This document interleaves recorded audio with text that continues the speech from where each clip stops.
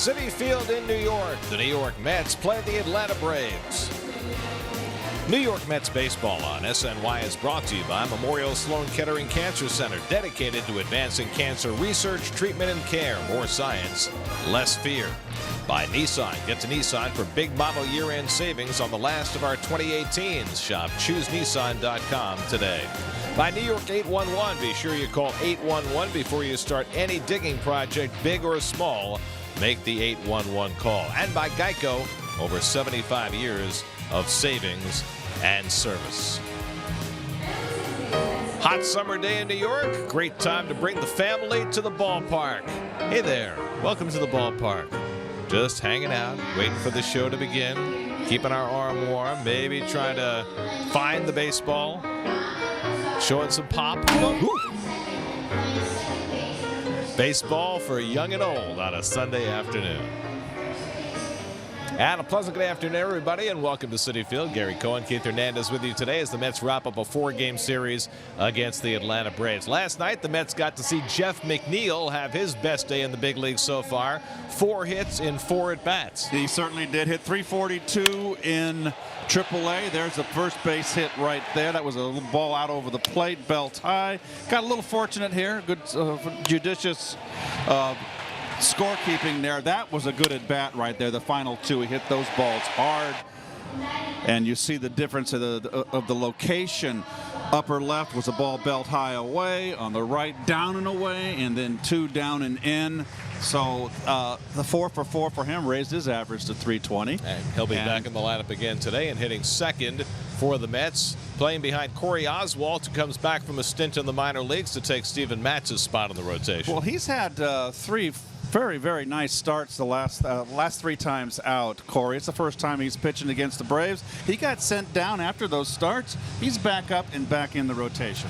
Julio Teheran has had a curious year, but he always dominates against the Mets. Well, this will be his 23rd start against the Mets, 9-6 lifetime, as you can see, with a splendid ERA. This year, he's 1-1 with an ERA of 0.86. Teheran, opening day starter for the Braves, has had some good starts and a whole bunch of bad ones.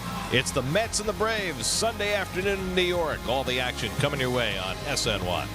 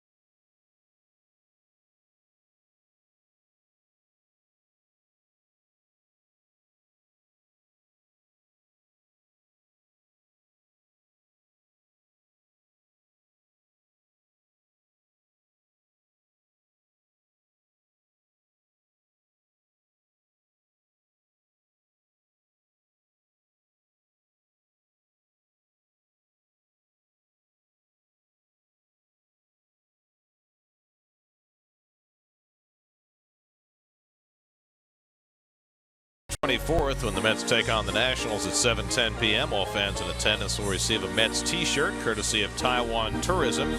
Purchase tickets at Mets.com/tickets. New York Mets baseball on SNY is brought to you by Old Dominion Freight Line, official freight carrier of MLB. Visit odfl.com for more information. SNY's Super Slow Motion is brought to you by your Mercedes-Benz Tri-State dealers. Mercedes-Benz, the best or nothing.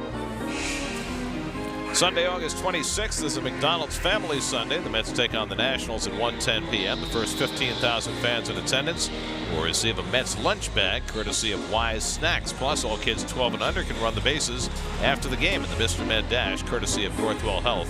For tickets, visit Mets.com/tickets. Time for Built for Baseball, brought to you by T-Mobile. Bryce Harper hitting the knee by a pitch. Nats retaliated by hitting Joey Votto. He got upset. They split their doubleheader.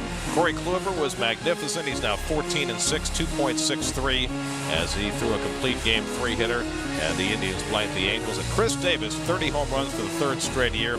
Oakland has now won 32 of their last 42. They lead Seattle by 2.5 games now for the 2nd wild card spot. And they're now only 3.5 behind the Yankees for the 1st wild card spot in the American League. And congratulations to the happy couple. They picked a good spot. Central Park to get married. I think that's pretty cool. And the pond. Mets and Braves, first pitch coming right up.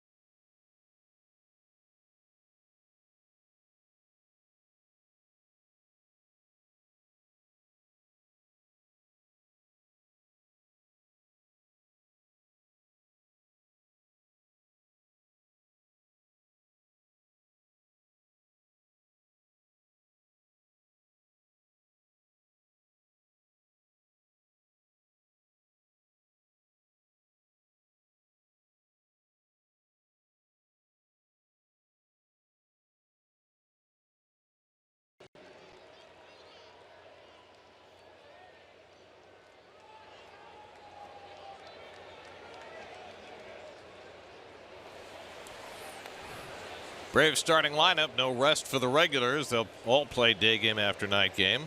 Only changes behind the plate. Kurt Suzuki plays after Tyler Flowers went last night. Braves start the day in the 2nd wild card spot and a game and a half out of 1st place in the National League.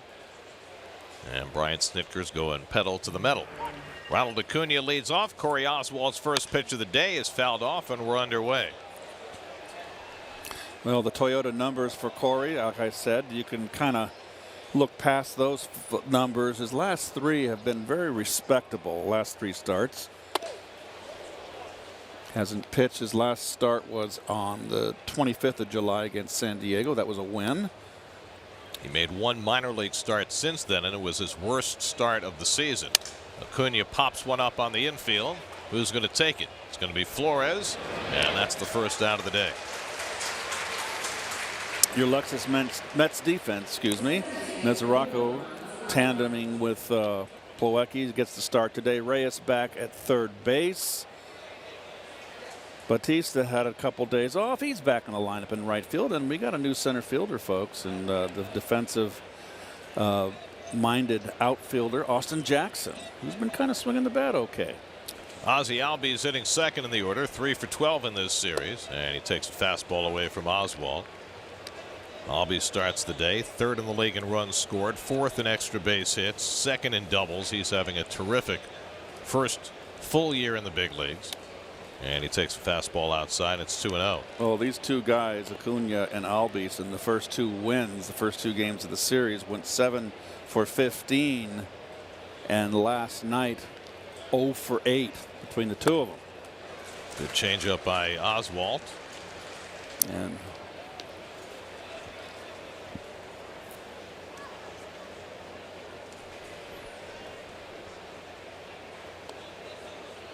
usually when you say "and," there's something you wanted to add. Oh, I was interrupted by the producer in my ear. Sorry. 2-1 to It was nothing important. That's why it stopped. You just, I just felt like the entire audience was hanging. I didn't know I said "and." Waiting for the next thing that would come out of your mouth. I did not even know I said "and," so forgive me.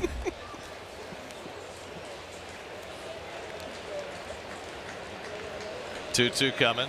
And it's hit in the air, shallow left, a long run in for Conforto toward the line, and he gets there to make the catch. Nice play by Conforto, who was playing deep to the opposite field against Albies, but got there for the second out. It is a hot day here at the ballpark. Beautiful day.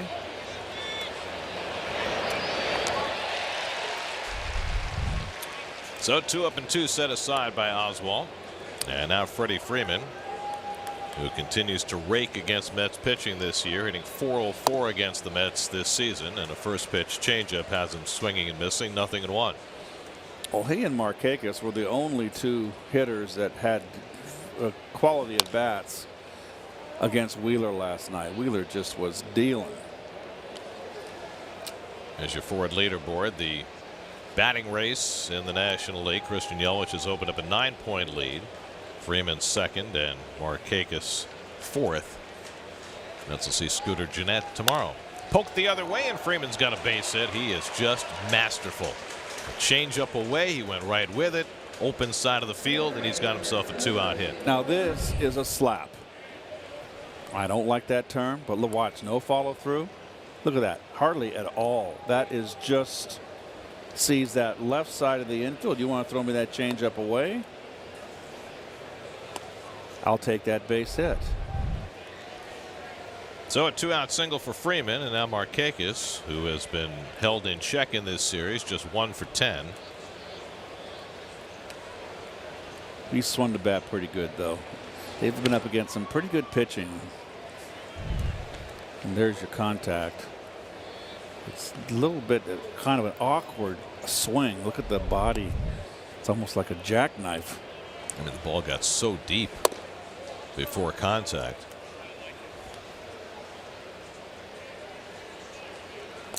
For Corey Oswalt, his 6th big league start today. The first one didn't go well, but the last 4 have all been good. It's a little bit of a surprise when he got sent down at the All-Star break. That's line toward left center, a base hit for Markakis. Jackson gets over to cut it off. Freeman going to third. The throw will go to second. And the Braves have runners at the corners with 2 down. No, they're 2, 3, 4 hitters. They're big guns. Markakis is such a good, he's an old-fashioned line drive hitter. Can't say enough about him, enough good things.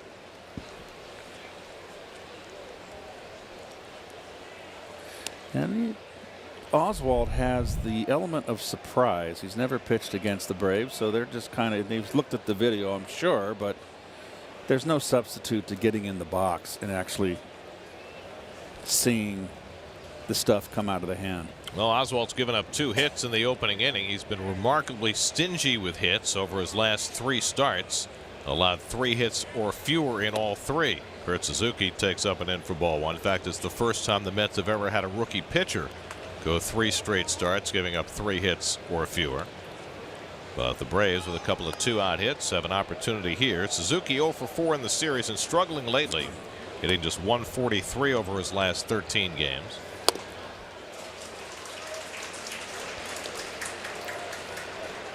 Suzuki a lot smaller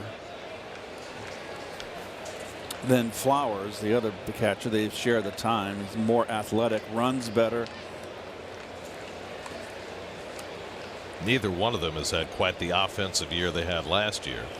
Suzuki pulls one down to third. Reyes on the backhand has a long throw to make, right on target to end the inning. Nice play, Jose Reyes. Took his time, made the long throw from foul ground, and gets Oswalt through the first inning unscathed. Mets come to bat with no score.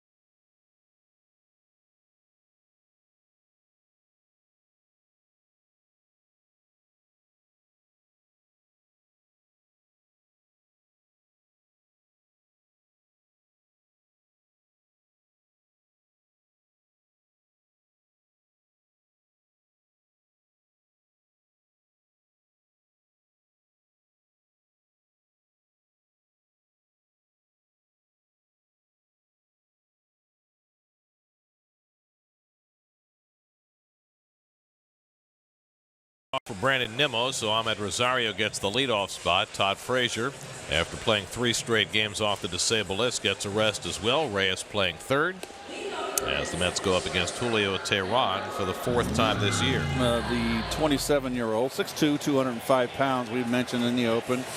9-6 lifetime against the Mets. He's had a tough run this year. Not a good year for him, but his 3 starts against the Mets, he's gone 70 innings in each stint and only given up 2 runs. And those are the only 3 starts he's made this year where he's gone 7 innings.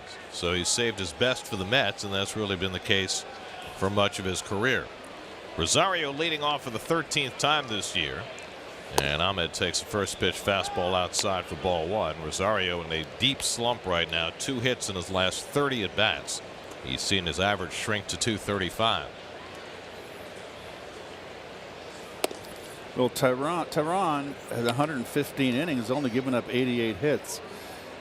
Opponents are hitting only 210 off him, but he's given up 21 home runs and he has 57 walks, which is way too high. He's tied for 4th in the league in walks and tied for the most home runs allowed in the league, and put it together and he's given up 10 home runs with men on base this year, which is the most in the National League. He's behind the leadoff hitter, a tough man to walk. Rosario 3-0, and he walks him on 4 pitches. And so it begins. So the Mets get the leadoff man on. And the Jeep Bravo defense. Suzuki back behind the plate. You've got 2 all-stars on that right side of the infield that are pretty fantastic. Camargo's really been having a nice season. Good glove at third, and you got 2 Gold Glovers out there in right. So this is a pretty well-rounded Brave ball club. Here's Jeff McNeil coming off his 4-for-4 game last night. Rosario runs first pitch, and it can't be handled by Suzuki. And Rosario has his 10th stolen base of the year. That's his 4th since the All-Star break.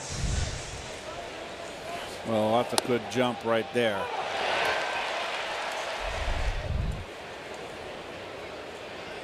Tenth stolen base against Teheran this season.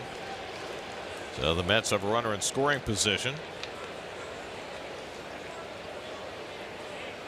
And McNeil rolls over one. 0-2. Jeff McNeil, a 4-hit game last night. The 7th player in Mets history to have a 4-hit game within the first 10 games of his career. Mike Vail did it in 1975, and then nobody did it again until Ty Wigginton in 2002. So only one player in the first 40 years of the franchise had a 4-hit game within his first 10, and there have been 6 since then. Most recently T.J. Rivera 2 years ago, and now McNeil last night.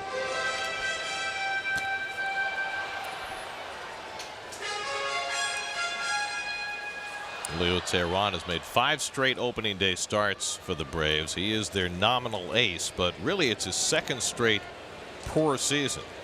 Last year 11-13, 4.49. Not much different this year. That's pulled on the ground. That'll advance the runner. A productive at bat for McNeil as he gets Rosario over to third. Nice to see.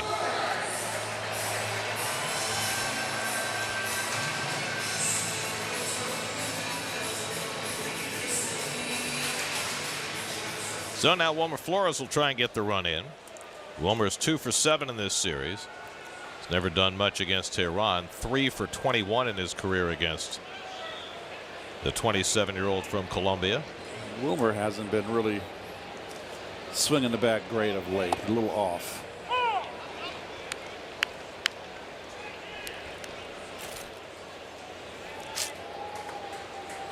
Done better than the norm, getting a runner in from third with less than 2 out. Infield back, except for Freeman, who's pretty much even with the bag at first. Oh, and a slider off the plate, a ball and a strike.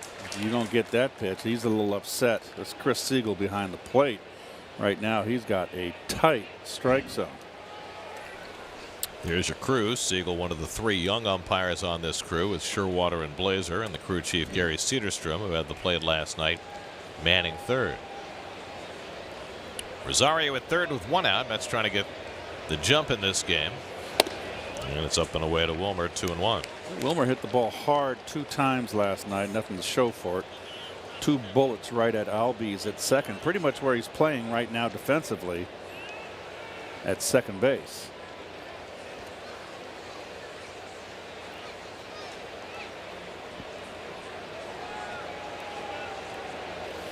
Up the middle, knocks the glove right off Teheran's hand. He can't find the ball, and Wilmer is safe at first as Rosario scores the first run of the game. An absolute bullet, so hard that it took the glove right off Teheran's left hand. And then the baseball sitting at the front of the mound, and Teheran couldn't figure out where it was long enough that Wilmer winds up on first, and the Mets have the first run of the game.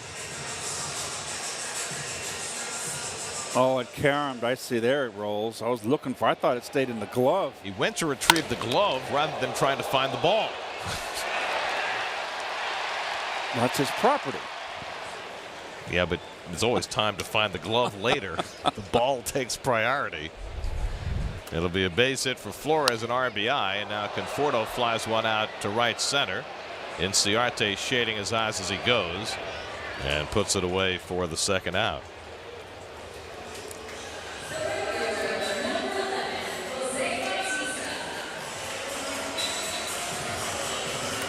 No.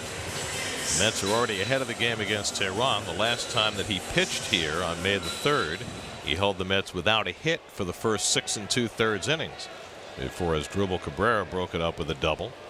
Now Flores with a first inning hit to drive in a run. Here's Bautista.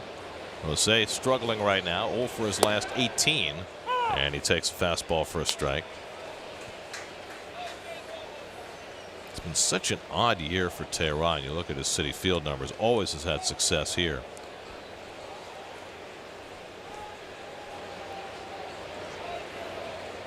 up in the strike zone.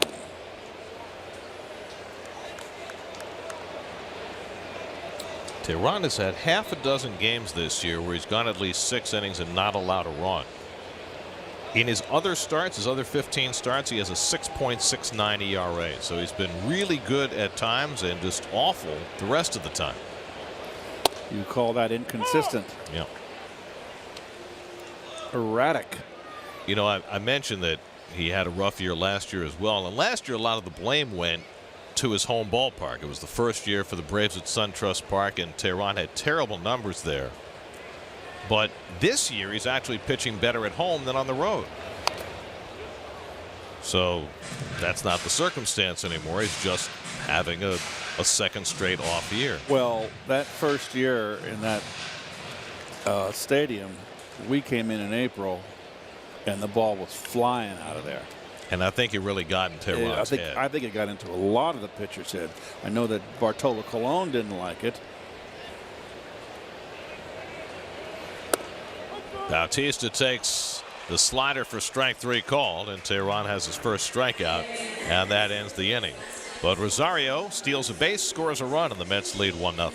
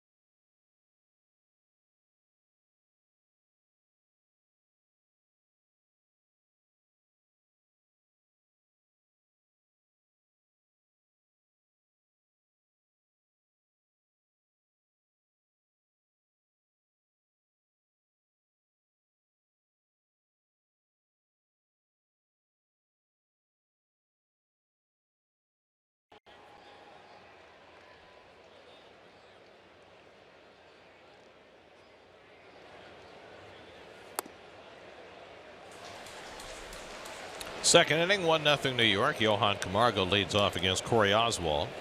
Camargo 2 for 11 in this series with a double and a home run, and Oswalt quickly ahead of him 0-2. Camargo has 13 home runs this year, 4 of them against the Mets.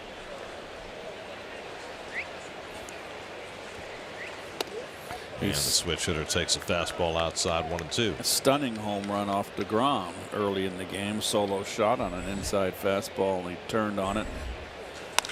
Curveball hit out to center, and Jackson a step to his right, puts it away, 1 out. Well, the Braves have dominated the Mets so far this year, winning 11 of 15. And you can see why. The starters ERA, the bullpen ERA, the batting average, it's all pretty cut and dry. Braves have never won more than 14 games from the Mets in any season. They did that in 1964 when they were in Milwaukee, and again in 1966, their first year in Atlanta. 3 more games to go in the season series after today. Those will be here in September. Here's Ender Inciarte with 1 out, and he hits one past the mound up the middle for a base hit. Inciarte's first hit in the series after going 0 for 8. And you got to keep an eye on Inciarte. Changeup. Got it up. Did not get it away enough. Good hitting by Inciarte. You got to keep an eye on him. He leads this team in stolen bases with 23. 5th in the National League. He's also been caught 8 times. Here's Dansby Swanson. Swanson 1 for 7 in the series. Corey Oswalt getting the start today because Steven Matz was placed on the disabled list with a flexor pronator tendon strain. Should only miss 1 start. At least that's the hope. The Mets also placed Anthony Swarzak on the disabled list today. Swarzak has some inflammation in his shoulder, which comes at a really unpropitious time, considering that Swarzak has been pitching his best baseball of the season lately. It's been kind of a lost year for Anthony. He had the calf injury in spring training. He had the oblique injury the first week of the season that cost him 2 months, and now on the DL yet again. That's recalled Jacob Rame for the 6th time this year to take Swarzak's spot in the bullpen. It's been a kind of a. I'd like to know what the rankings are in baseball of relief pitchers, the number of appearances they've made divided by the number of times they get called up. Oh, I know where you're going with that. Rame has 18 appearances. He's been called up 6 times, so he's averaged 3 appearances per call up. Do you think that's particularly low, or do you think there are other relievers around baseball with all the roster manipulation that everybody does these days who have a lower number than that?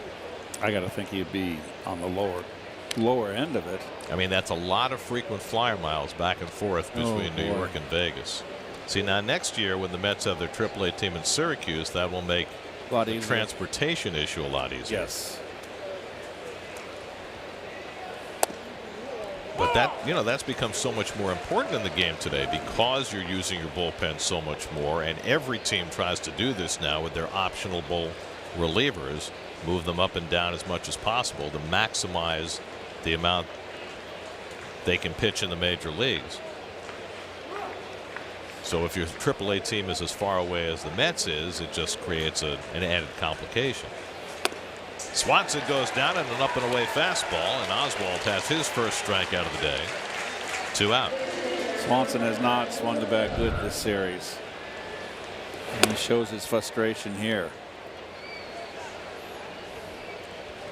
You know, too, they're in the Pacific Coast League. How many times have we had call-ups come up, and we see them the next day, and they go, well, I had to fly through Salt Lake City, then to Chicago. I got delayed in Chicago. I didn't get here till 7 in the morning. You know, and they're there that night for the game. It's happened a lot. So that's over with now. You take a little puddle jumper. Well, the other piece, of course, is that Vegas is a tough place to pitch. The ball flies there. They've got a rock hard infield, so pitchers' numbers get inflated.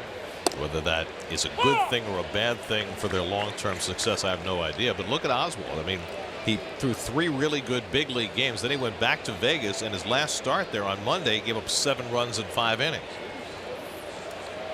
And now he's back in the big leagues, and so far so good. Teheran fouls one away. Teheran's not a bad hitter. Lifetime 153, hitting 192 this year. Not bad by pitcher standards. Driven in 2 runs. And of those 26 at bats, he's only struck out 4 times. So he puts the ball in play. 26 at bats is a particularly low number for a guy making his 22nd start this year. He's had 7 sacrifices. And he goes down swinging on a fastball. So Oswalt finishes off the second with back-to-back strikeouts. 1-0 New York.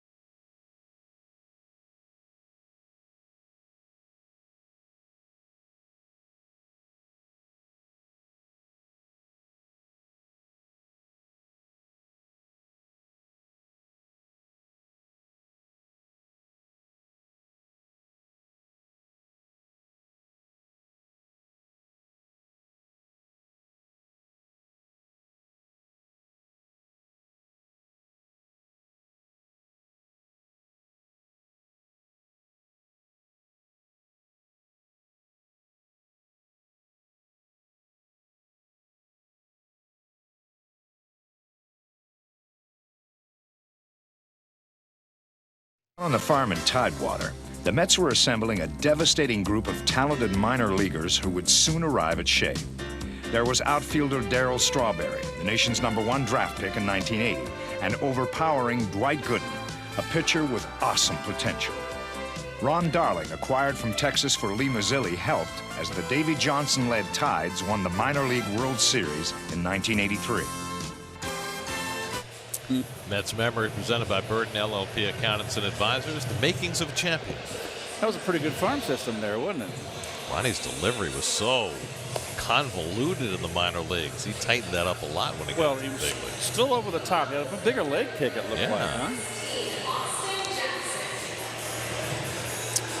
How's her windup?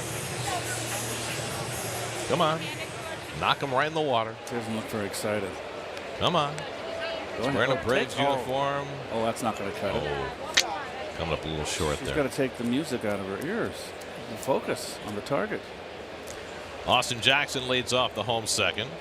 Jackson making his 6th start for the Mets since they signed him following his release by Texas. 7 for 20 as a Met, so he's hitting .350 in a Mets uniform.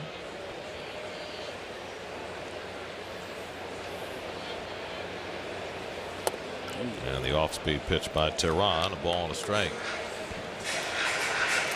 Jose Reyes on deck, and then Devin Mesoraco against Teheran, who has had particular first-inning problems this year. The run he gave up in the first today, the 20th earned run he's allowed in 22 starts. That's an 8.18 first-inning ERA, which goes a long way toward explaining Teheran's overall troubles. 66 and 60 lifetime, over 184 starts. He kind of drops down, and he's not really, you think he's ready to go over the top, but he really is just even below 3/4. I think that's where he gets in trouble with his command. The other thing that's very noticeable as he strikes out Jackson looking is how his velocity has dropped.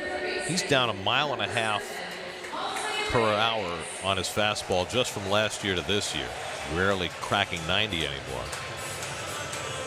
There's Reyes getting the start at third base today. Todd Frazier played 3 days in a row coming off the DL, had a good night last night, sits today. Reyes 1 for 6 in this series, and the first pitch curveball misses from Teheran.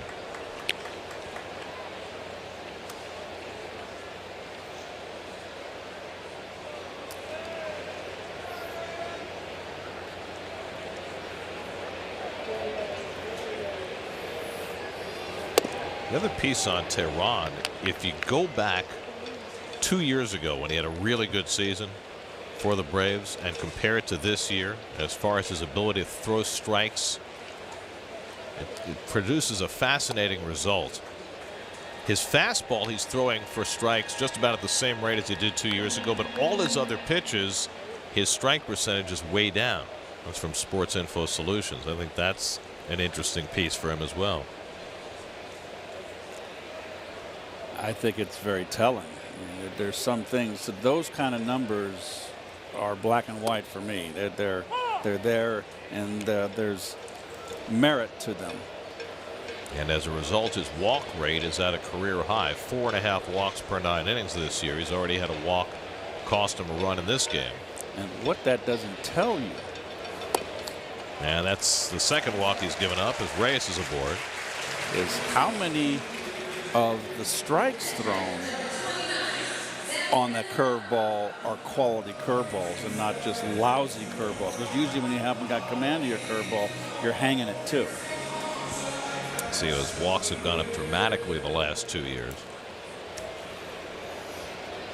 Well, Rosario stole a base first pitch against Teheran. We'll see if Reyes has anything in mind here. Jose, the Major League's active stolen base leader, has 5 this year in 6 tries.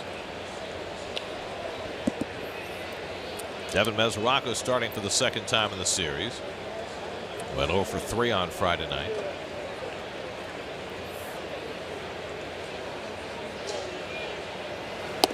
Mickey Callaway has intimated the last couple of days that the ratio of playing time between Plawecki and Mesoraco is going to shift a little bit coming down the last 2 months of the season that Plawecki will probably play a little bit more and Mesoraco a little bit less as they try and get a full reading on just what Plawecki is going forward. Well, with this day off, with a balk called against Teheran as he broke that front leg. That's his second balk of the season, and it moves Reyes to second with 1 out. Oh, he broke the front leg. I mean, it's a great move when they don't call it, but the first base umpire, Stu Sherwater, did. So the deception with that, folks, is that when you break that front leg and bend it like he did, that's what it means. It gives you, it's how it breaks, because you're going to lift your leg up in the air and go home with your leg kick. You can't begin that and then throw over, and that's a very good rule. And that gets away, but it bounces right to Swanson, so Reyes can't get up and advance. Albies was playing directly behind the bag, so he had a very short distance to go for that pickoff try.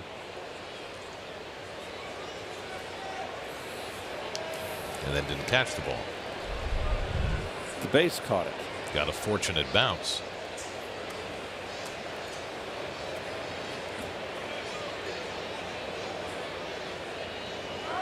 And another try. This time he catches it, but Reyes gets back.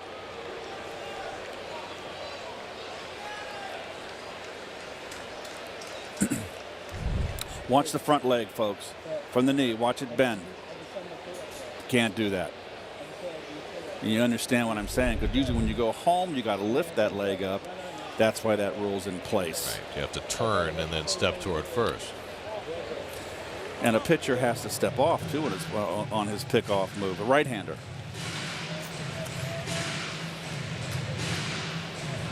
There's a lot of footwork for a right-hand pitcher to have a good quick move to first base without cheating. Correct.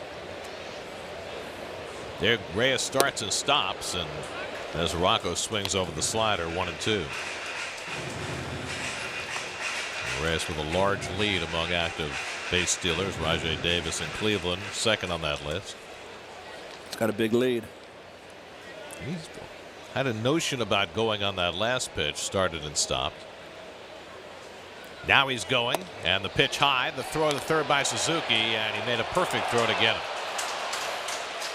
They're going to hold on to challenge it. Every time it's the same old thing. Any close play. Just silly. But the ball got there. Question is, Camargo get the tag on? He did. He tagged his finger before the hand got to the bag, it appeared. And Suzuki was a little deliberate on the throw. And the Mets are going to challenge it. It depends. If he got the left hand, the left forearm, he's out. If he didn't, he's safe. Oh, he got the thumb. That's what I thought I saw from the shot from behind left field. Gary, what am I going to learn? Never to contradict you. What am I going to learn? Right on that left thumb, and he's out. So I'm not sure what the Mets video folks saw to encourage Mickey Callaway to challenge the call, but he's not going to get any satisfaction here. This call's going to stand. Yeah.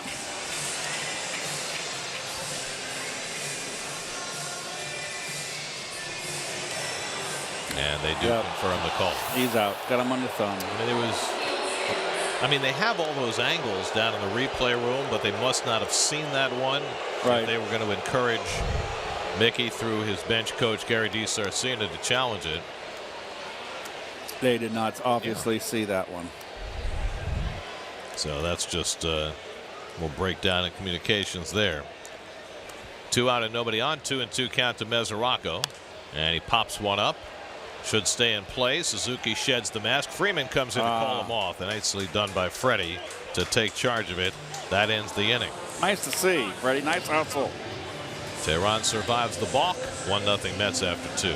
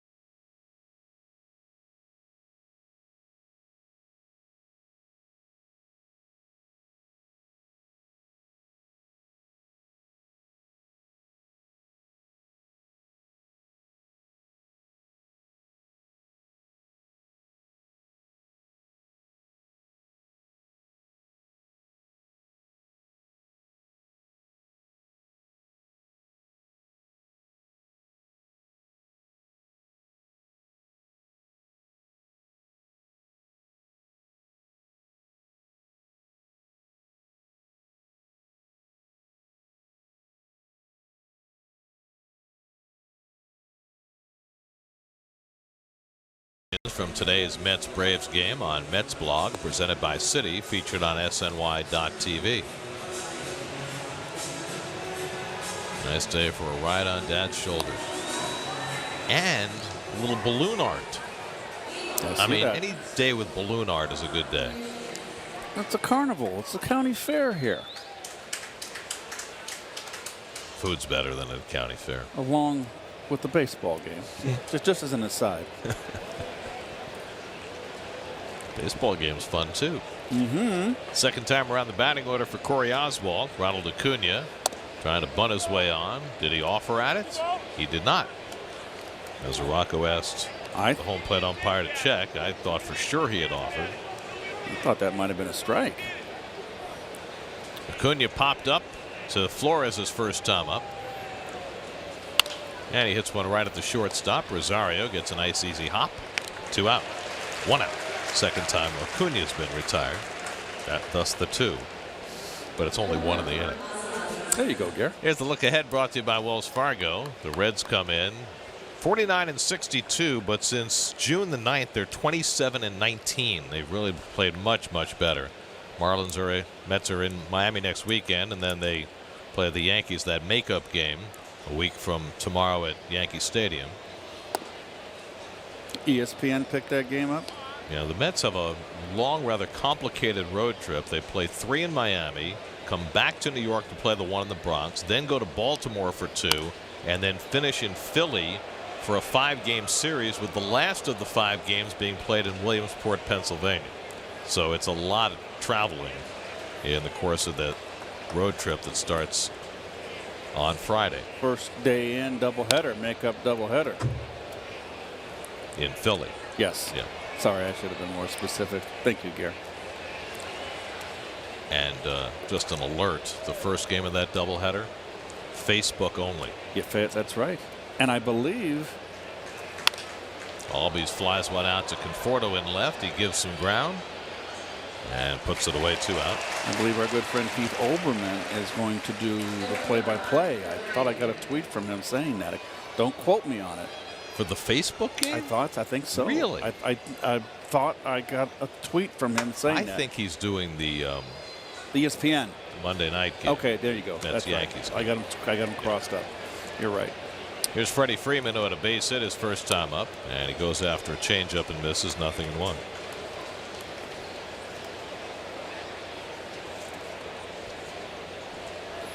Freeman now 5 for 12 in this series. And Oswalt keeps working him away, even though Freeman took a pitch away and grounded it through the open side of the infield for a base hit his first time up. And he drives this one out to left, but Conforto's right there. And Oswalt has himself a 1-2-3 third on just 8 pitches. Middle of the third, 1-0 Mets.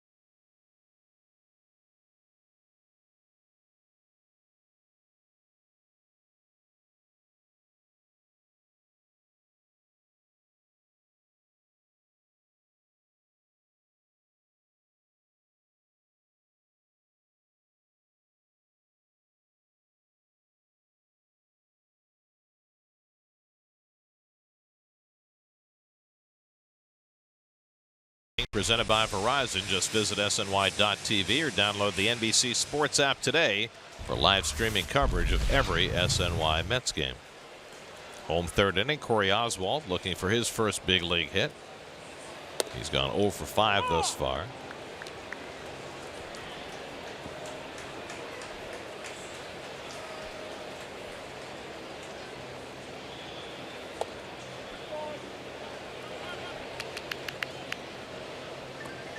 Your Spectrum high-speed pitch for today. Oswalt's not going to win a lot of those battles, but he is ahead today. And he pops one foul off the right side. That'll go out of play. 1-2. Ahmed Rosario on deck, and then Jeff McNeil for the Mets in the third. It's a hot day. Got to hydrate. If you're in the sun, you got to use sunscreen. And you know, those Met towels come in handy. Wet them, put them over your head. Well, I've told you before and on the several broadcasts in St. Louis, where it puts this heat to shame, the ammonia water, a little ammonia mixed in with a bucket of water and a towel. That was so refreshing. On the outside corner, Oswalt's caught looking. Third strikeout for Teheran. All on call third strikes. You know what I heard, and it's been years since I've heard this, that old time players used to take a cabbage leaf, wet it slightly, and put it inside their cap. Right. I've heard that. I never saw it, but it sounds like a plausible thing, right? It might get a little stinky after a while, but it might keep you cool. I'll stick with the ammonia water. Well, it's got its own aroma. Well, I tell you what, when the trainer would put it over your face, cover your face with it, and you didn't breathe in with your nose, and then ammonia would. It's like smelling salts. Yes, it is. Plus, it evaporated all the perspiration, sweat. Shouldn't say perspiration. How come they don't use smelling salts anymore? Are they bad for you? Pardon me? Smelling salts. How come they don't use them anymore? I don't know. I gotta believe that the trainers gotta have them in their kit. I haven't seen them in at least 20 years.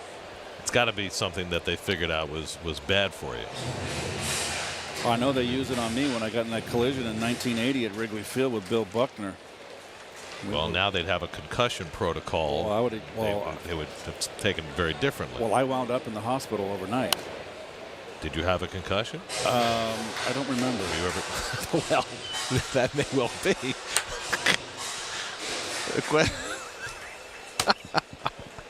The question is, in those days, did they even bother diagnosing whether you had a concussion or not? I mean, things have changed so drastically just in the last 10 years or so about how they handle those things.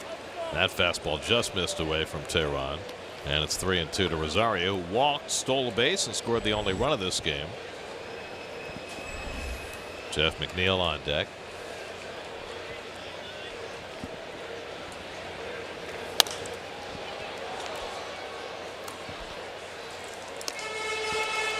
Did you ever have a diagnosed concussion during your sports career? That would have been the only. That would have been the only one, Gare, and I really don't remember. But I know I was knocked out cold for a round, and then he put the smelling salt on me, and Rosario 2 walks. How about that? Came into the day with just 18 walks for the season, and now aboard for the second straight time. That's 3 walks now for Teheran, who is in a stretch of 14 straight starts where he's walked at least 2 batters. And again, you go back to those numbers from 2 years ago when he averaged fewer than 2 walks per 9 innings. It's really gone the other way for Teheran. Mets will try and take advantage again. Rosario stole first pitch last time he got aboard, and Teheran will spend a little more time on him. And make sure not to bend that front leg. Well, he does that a lot, and he doesn't often get called for it.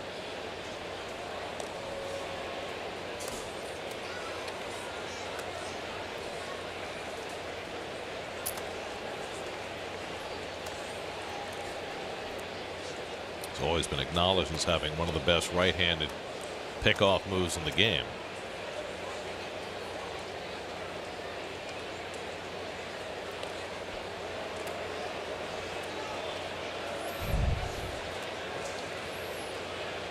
pitches. That's quick, isn't it? He's got quick, and that's the secret to a good move. It's just a real good foot speed. And you got to be athletic to do that. Ronnie had that. Yes. He had a Joaquin Andujar. terrific move. Curveball line down the right field line. That's a base hit for McNeil. Rosario digging for third. He's going to be waved home. Albies makes the relay throw home. Not in time. Rosario speeds home from first on the double by McNeil, and the Mets have a 2-0 lead. Rosario's walked twice. He's come around both times.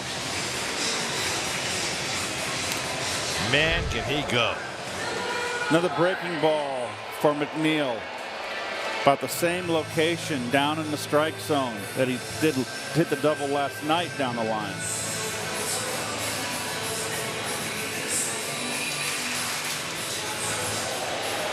Well, It's fun to watch.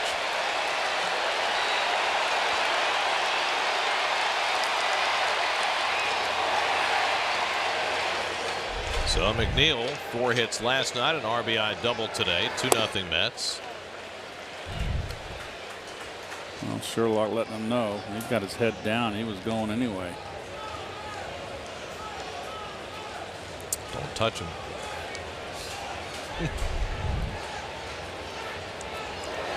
Now, McNeil started toward third and fell down. I don't know if he was intending to steal or was just trying to get a good secondary lead, but he took a header. I'm not sure if I've ever seen that quite like that before. Oh my gosh. Wow. We haven't seen McNeil try to steal a base yet since he got to the big leagues. And now time asked for. And I don't think we'd want him to in scoring position. Watch McNeil to your left of your score. I don't know, was he going or was he just trying to get a good secondary lead? If he was going, he was as dead as a doornail. It's probably a good thing he fell down then.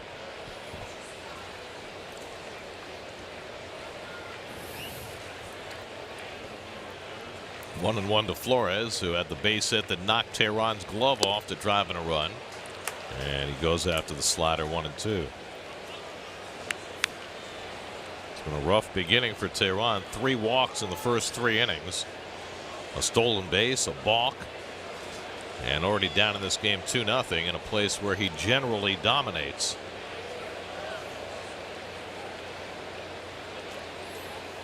Wilmer taps one foul. Still 1-2.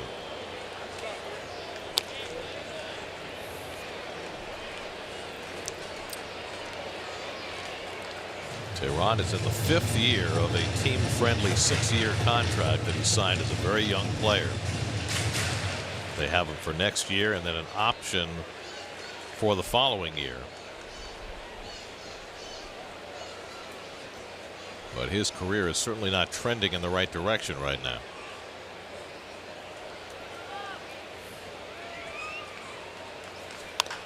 Grounded slowly. Runner has to hold. Swanson throws out Flores for the second out.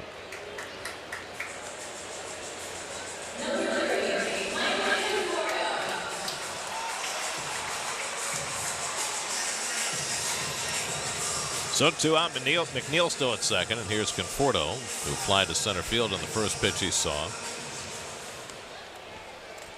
StatCast AI, powered by Amazon Web Services, showing you where the defenders are playing against Conforto. Not quite a full shift.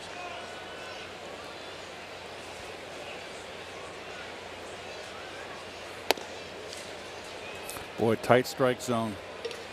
Chris Siegel, not a good recipe for Teheran, who has been struggling with command. He's not getting any of the close ones. The hitter's umpire.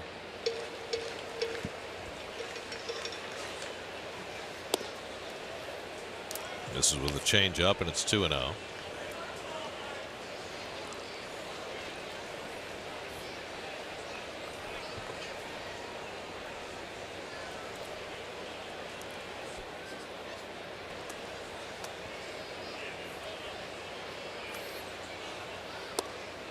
And a 2-0 changeup in for a strike. That seems to be the norm now. A secondary pitch, particularly the off-speed pitch behind the count. 2-0, 3-1.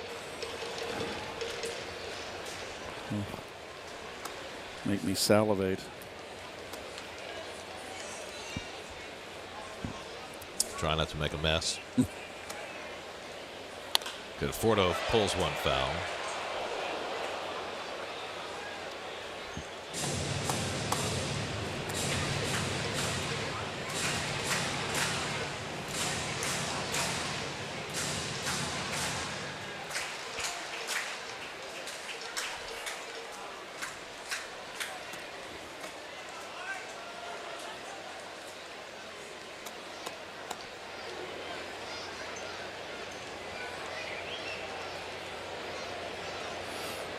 McNeil at second with 2 out, 2-2 to Conforto. And Michael takes strike 3 called as Teheran paints the outside corner for his 4th strikeout. All 4 on call third strikes. Mets add a run on the McNeil RBI double. 2-0 New York.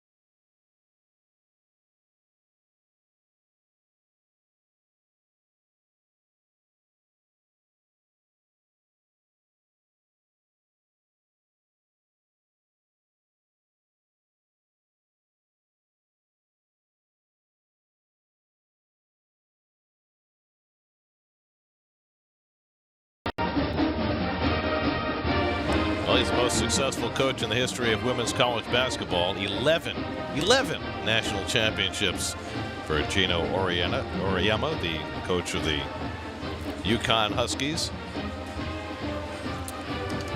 And Geno is here today at Citi Field, and he's standing by with Steve Gelb. Steve?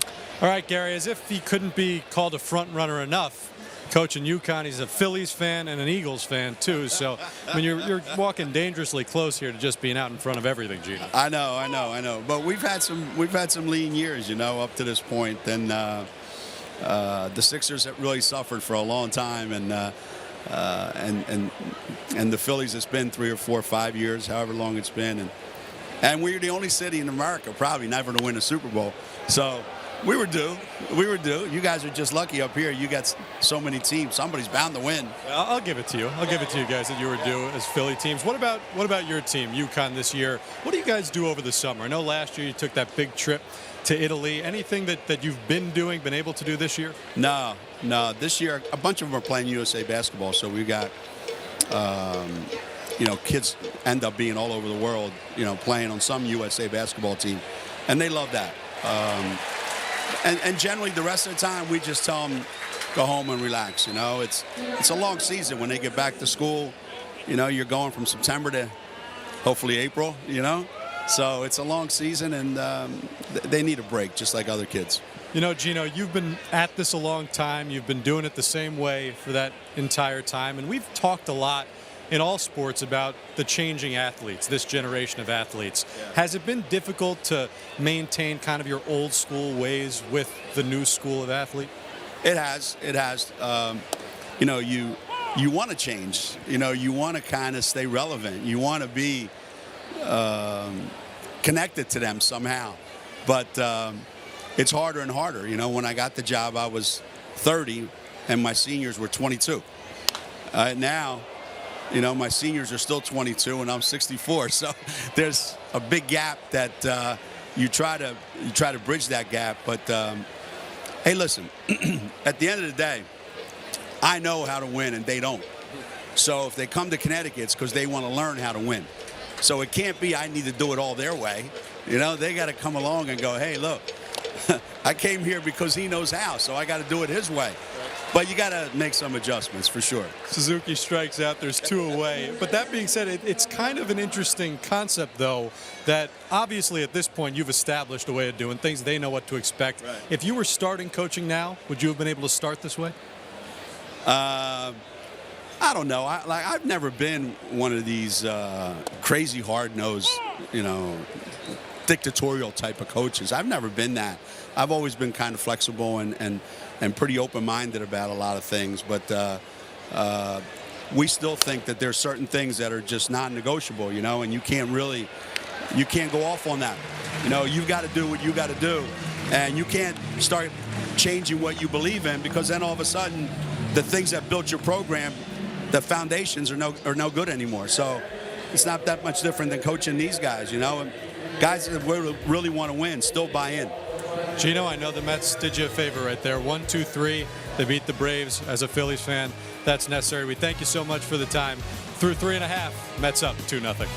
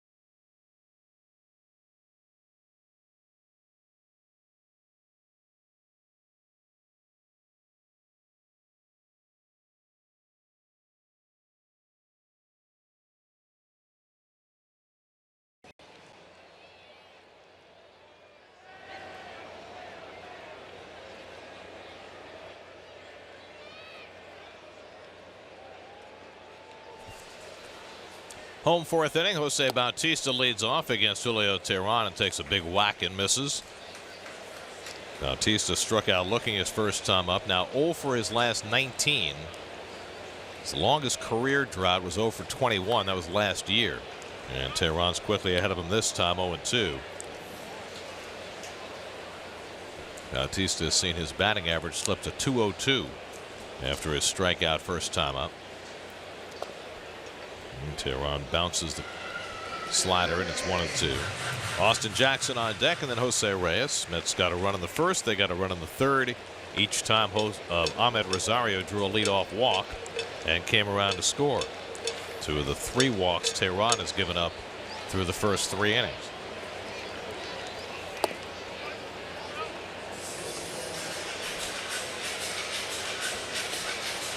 Oh, there you go. Looks very comfortable. Nice zapatas. Sitting out there in the Coca-Cola corner. Nice view of the game.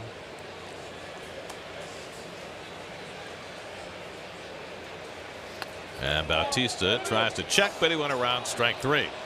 So Bautista is struck out for the second time today. That's 5 for Teheran. 1 out. Not a strike, and that hole at bat never got a breaking ball over.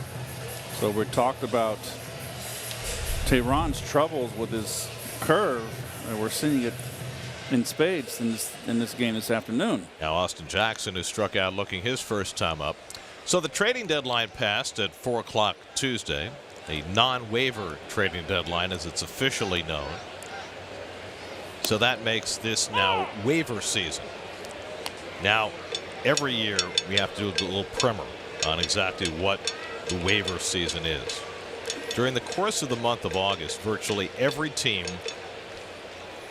places virtually every player on waivers at some point. And when the player goes on waivers, he can be claimed by another team. The first priority goes to the team at the bottom of the league. And if the Mets put a player on waivers, the Padres would get the first crack, and then you go up to the top of the league, and then everybody in the American League from bottom to top gets a crack at it. Now, if a player gets through waivers, nobody claims him, then he can be traded to any team. Jackson drives one deep left field. Forget that. That's way out of here. Austin Jackson with his second home run as a Met. And he launched that. 3-0 New York.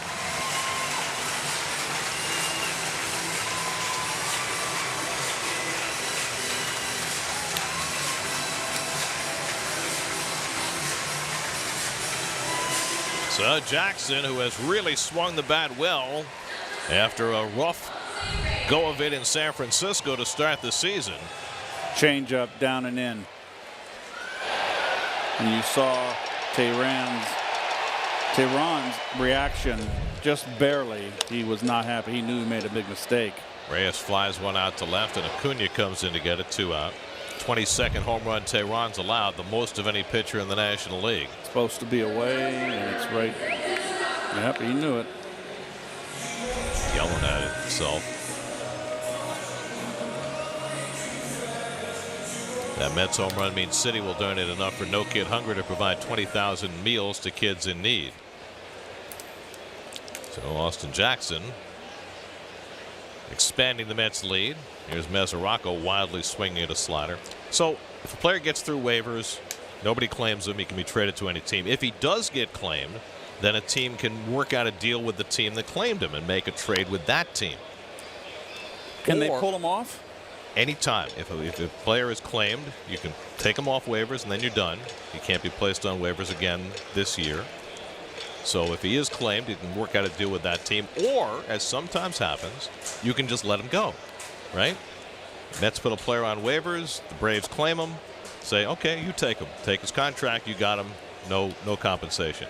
Today, the San Diego Padres had 2 players claimed off waivers, and they let them both go. Tyson Ross to the St. Louis Cardinals, Jordan Lyles to the Milwaukee Brewers. Just goodbye. You claim them, you got them.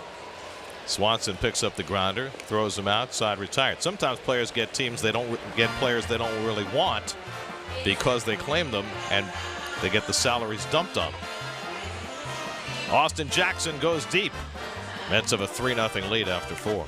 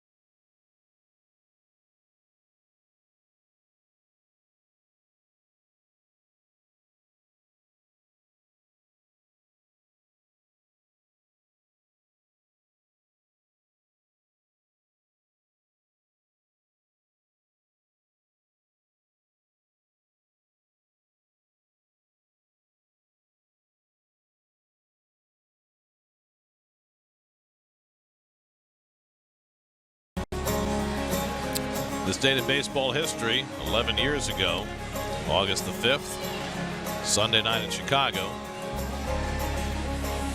Tom Glavine won his 300th game in a Mets uniform.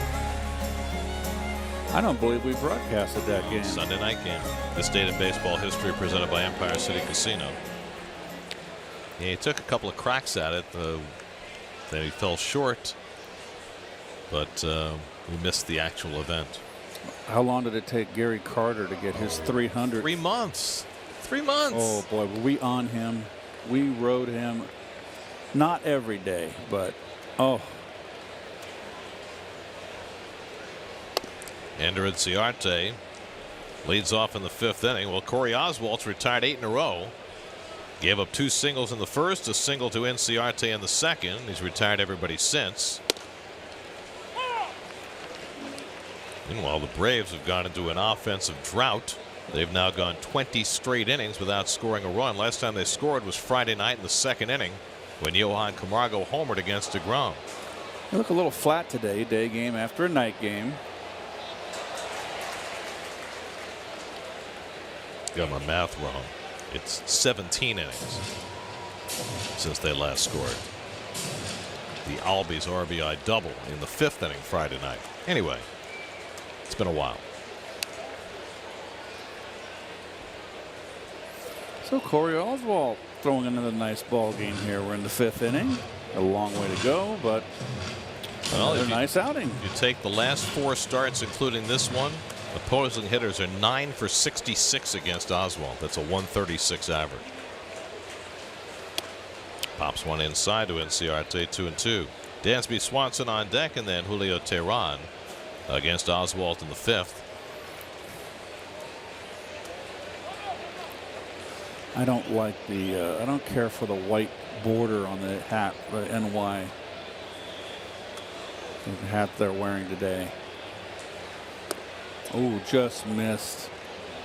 Change up a little low, 3-2. You like that, guy? I'm not crazy about it.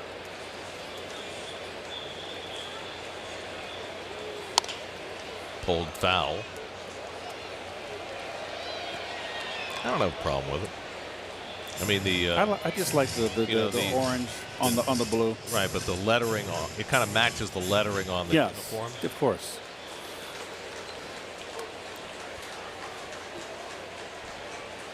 Eighth pitch of the at bat to Inciarte, and he yanks that one foul. Oh, nice play. Good backhand down there.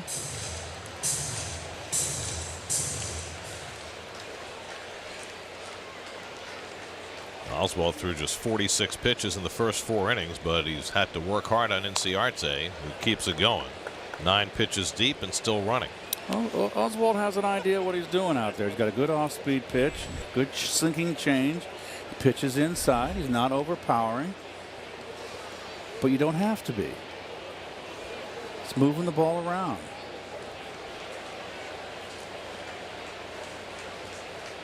Pitch number 10. And Inciarte hits it toward right center. Hanging up in the air for Jackson, who gets over to make the grab. 1 out.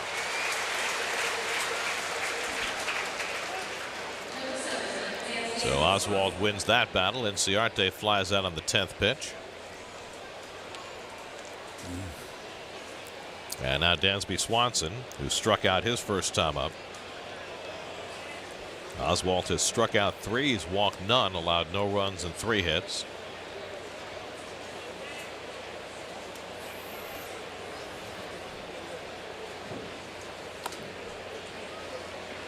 Good breaking ball to start him off. They're changing speeds with it. It's a good off-speed curve.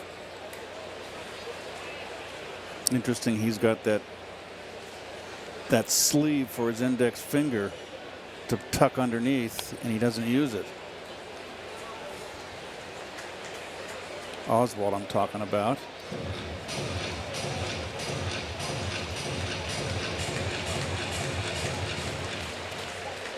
You can see that little interesting.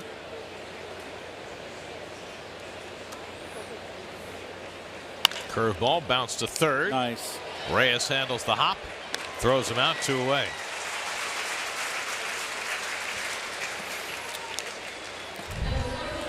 Nice play, Jose. Stays in front. In between hop. 2 hands. Smother it. Very nice. He's always had really good fundamentals on ground balls.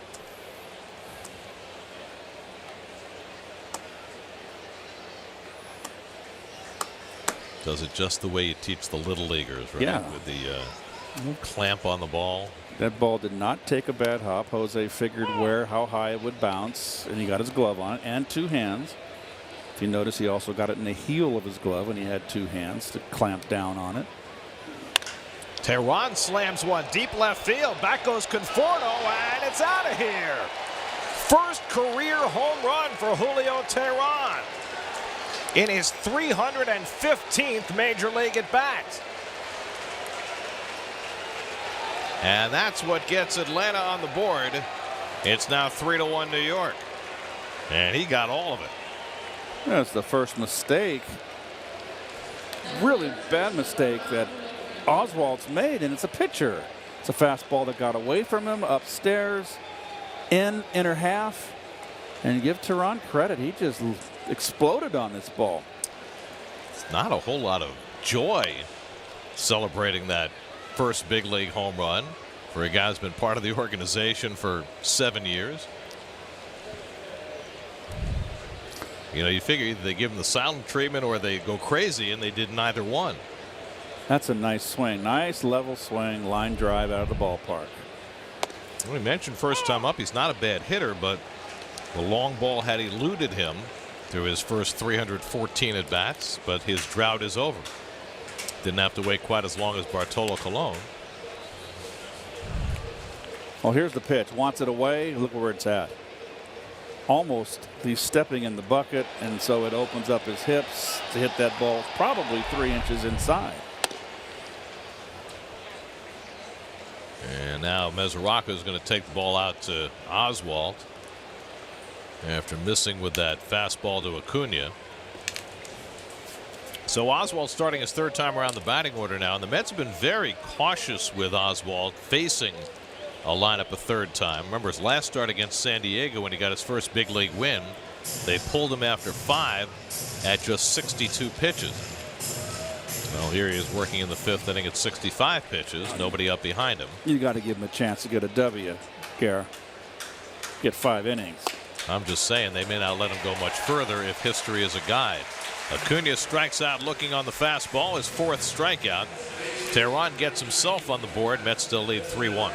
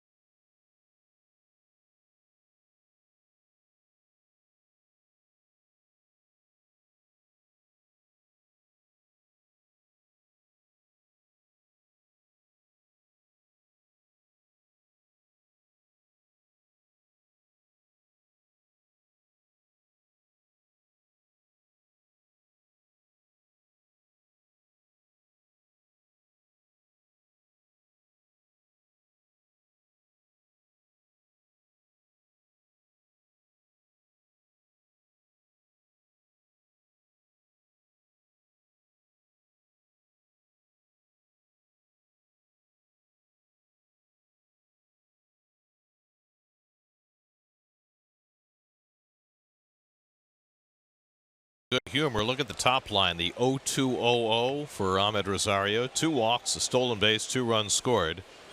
Tack on a home run by Austin Jackson, and the Mets have a 3-1 lead. Corey Oswalt's going to stay in and bat for himself, so they're going to push Corey a little further today. Good.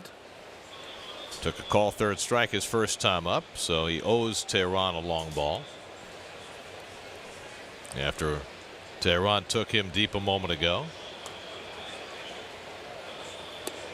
That was the first home run by a Braves pitcher this year. Their last home run was by Jaime Garcia. Hit a grand slam against the Dodgers last year.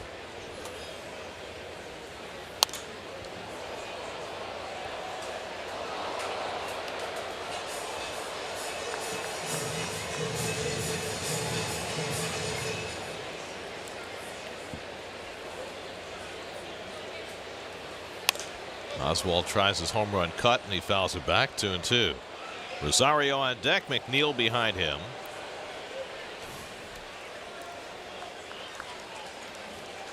Mickey Callaway was asked the other day whether maybe the Mets would like to be looking at Oswalt every 5 days the rest of the season to get a gauge on whether he can be part of the mix next year. That's on the outside corner, strike 3, and Mickey did not commit to that at all. He said the most important thing is that he pitches every 5 days the rest of the year, whether it's here or in Vegas, which means that the Mets will continue to be committed to Jason Vargas being in the rotation.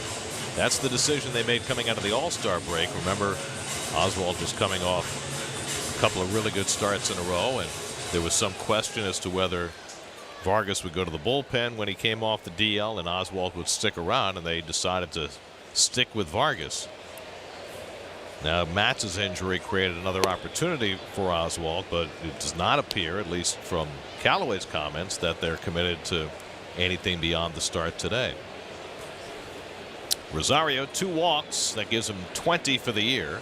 2 runs scored, and he flies this one down the right field side. Markakis watches it sail out of play. 0-2. And it's, you know, it's a conundrum for this team. They've got a lot of older players, the Mets. Whether it's Bautista or Reyes, Vargas, Frazier.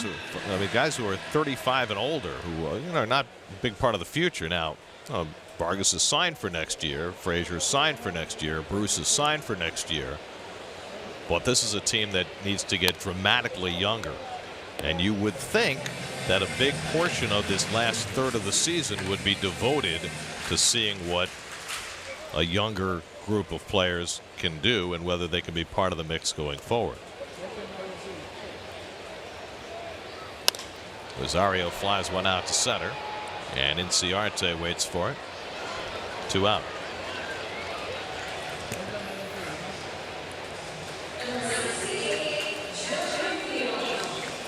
MLB.tv is now available at a lower price for $59.99. Watch every out-of-market regular season game. Blackout and other restrictions apply. Visit MLB.tv to take advantage of this special offer.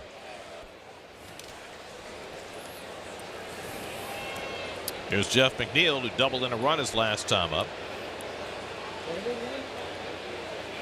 5 hits in his last 6 at-bats, continuing what he did in the minor leagues this year. Really, after a couple of injury-plagued seasons, had always hits, but never at this level, and certainly not for this kind of power.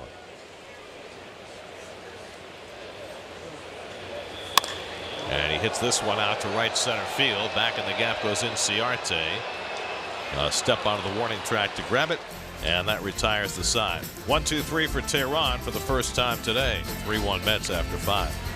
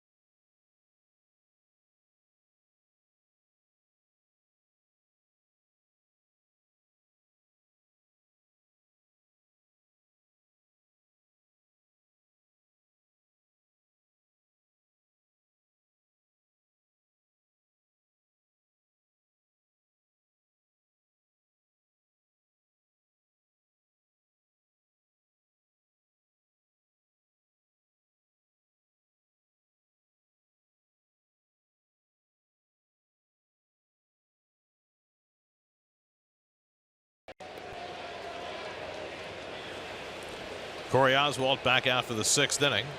He's got a 3-1 lead, facing Ozzie Albies leading off with Freddie Freeman on deck.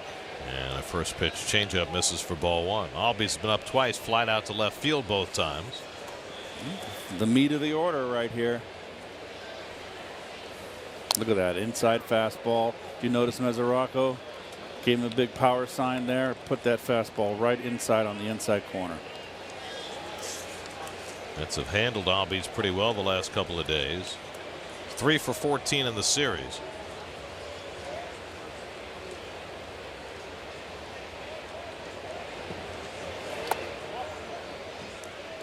Only once in his brief major league career before today has Corey Oswalt gone beyond 5 innings. It was against the Phillies. Game he worked 6 innings, gave up only 1 hit.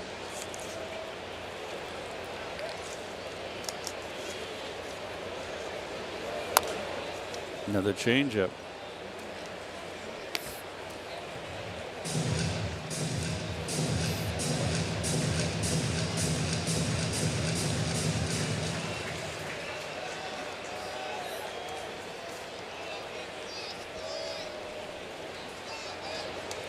Two to Albies, and he grounds one into the shift. Rosario playing on the right side. 1 away. 6-3 putout retires Albies, and now Freddie Freeman. Freddie Freeman talking about his approach. He says, my weakness is inside. Then why don't they just pitch him inside? He says, I try to leave that alone because it's hard to hit that spot 3 times. I guess that's the answer. They're going to miss more over the middle, and that's when I try to hit it back up the middle. But his approach is up the middle. Inside, hit on the ground. Reyes playing at a shortstop spot. That's a 5-3 putout for the 2nd out. So here's my question. If he knows his weakness is inside, why does he go up there and swing at a first pitch inside? Well, it's not that easy. My question would be, why has someone ever told him to look inside on certain situations? I mean, I'm the same way. The ball in, I wanted the ball away. You know, everybody, all the good hitters like to extend their arms. But every now and again, you learn to look in and really put a hurt on a pitcher. And like Lou Brock told me, pitchers can't relate to hitting. They don't know what you're. There he is. You said the magic word. There it is. There it is. Oh, I love that. So, if I say his name again, will that happen? I don't know. Why don't you try? Well, Lou Brock told me that, and this made perfect sense to me, is that pitchers can't relate to hitters. They're not hitters. They're pitchers. They don't know what's going on in your head. They don't know that you're looking inside. And you hit that ball hard, they're going to say, gosh, that's my best fastball. I can't get in there. They don't know that you looked in there. Then you got him. Markakis pops one foul. I'll tell you what I got out of all of that. I want a magic word too. Do I have a magic word? I don't know. Something that if I say there's going to be something pop up on the screen. Does Ronnie have one, or is it just you?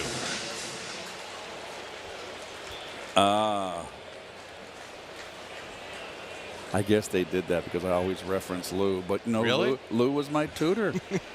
You know, We hadn't noticed. he's my tutor. I can't think he's the one that taught me how to. Markakis pulls one into right for a base hit, his 2nd hit of the day. No, I think it's lovely that you pay tribute to Lou in the way that you do, but, you know, it's one of those, you know, it's your thing. And do I do what I want to do? Generally, you do.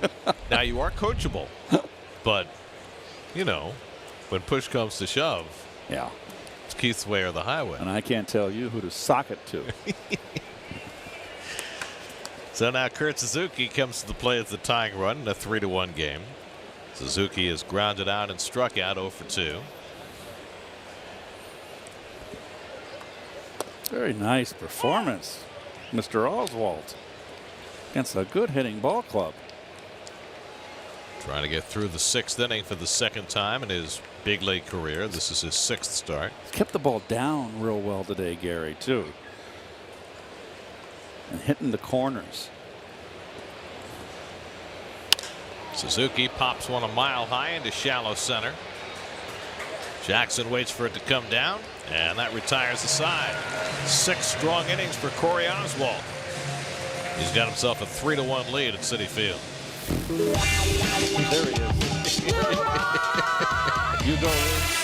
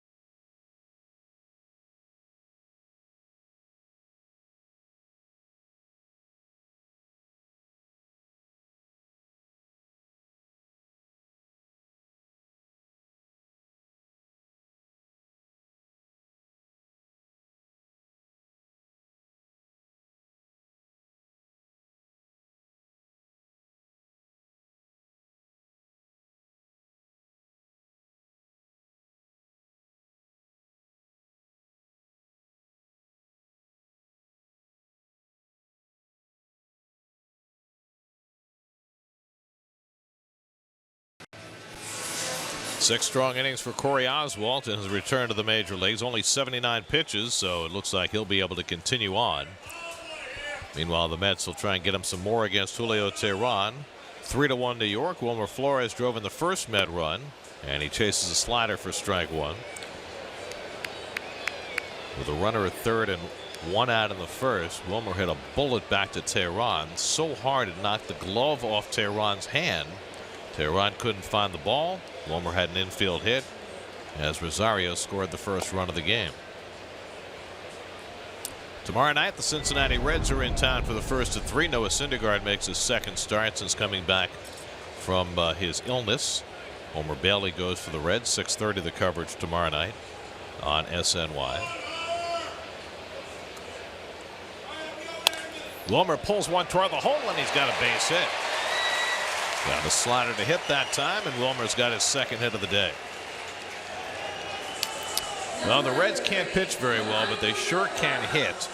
They've got the second highest on base percentage in the National League. Scooter Jeanette's having a terrific year.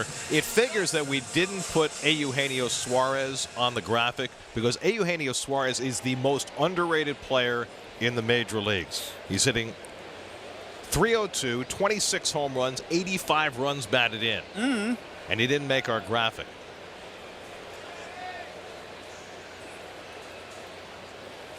For more on the Reds, let's check in with the Jim Beam Bourbon Bar, and Steve Gelbs. His report today is brought to you by Jim Beam. Steve? Well, Gary, you said it. The Reds don't pitch well as a team, but I will add a little caveat to that. Homer Bailey, the guy the Mets are seeing tomorrow, has been pitching much better in his two starts since coming off the DL. A different pitcher than the Mets saw early this season, where his first 12 starts, he had an ERA just above 6.5.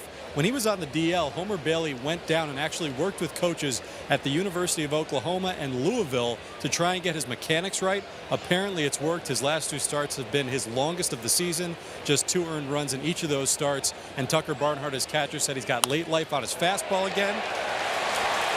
As Conforto drills one into right, Wilmer's going to go first to third. And the Mets with back-to-back hits to start the 6th inning. First and third, nobody out. Well, a chance to blow this game open. Nice hitting by Conforto.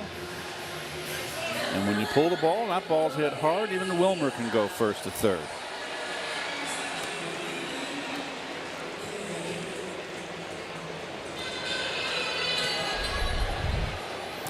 So just to wrap that up, late life on his fastball. His curveball is much sharper. His slider a lot better as well, throwing all his pitches for strikes. It'll be interesting to see just how different Homer Bailey looks tomorrow than, again, he did early this season. Bautista hits a one-hopper to third, out at second. Now Albies throwing home, and Wilmer's a dead duck. Tag slapped on by Suzuki, and they turn the double play 5-4-2. It was a low line drive one hopper, so Wilmer had to hold up initially, and so he didn't get much of a break, had to go back to the bag. If he's going to go, he's got to come down the line on the throw from third and wait for the second baseman to make the throw to first base. That's also very heads up by Albies. So a 5-4-2 double play. 2 out, and Bautista, who's now 0 for his last 21, is on first. Here's Jackson, who homered his last time up. And he takes a strike. And look at the bat. Where's your on-deck batter? That's your job, to get the bat. That is a pet peeve of mine, and it is just it's dangerous. Epidemic in baseball today.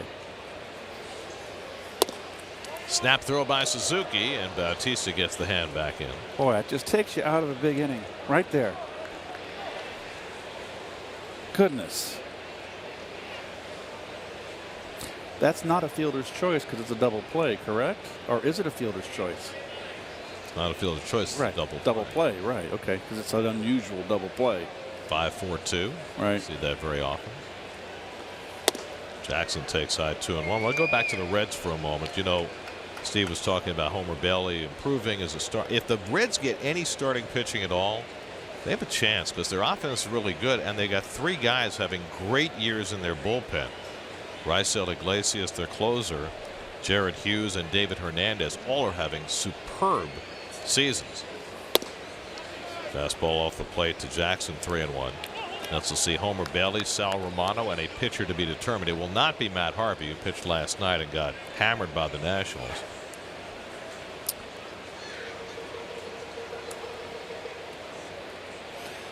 Good luck pitching in that ballpark. That's one of the smaller parks in the baseball. Well, they've given up more home runs than any team in the National League. The Mets have given up the second most, 135.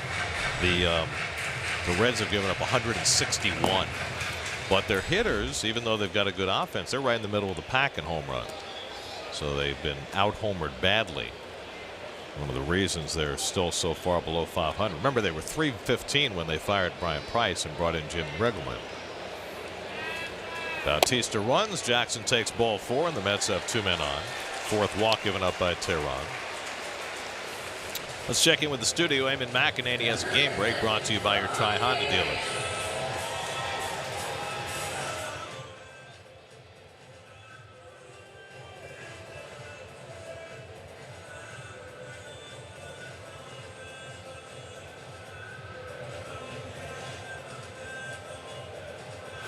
All right, Eamon, that's the end of the line for Julio Teheran. Braves will go to the bullpen and bring in the left-hander. Call to the bullpen brought to you by Verizon. 3-1 Mets in the 6th.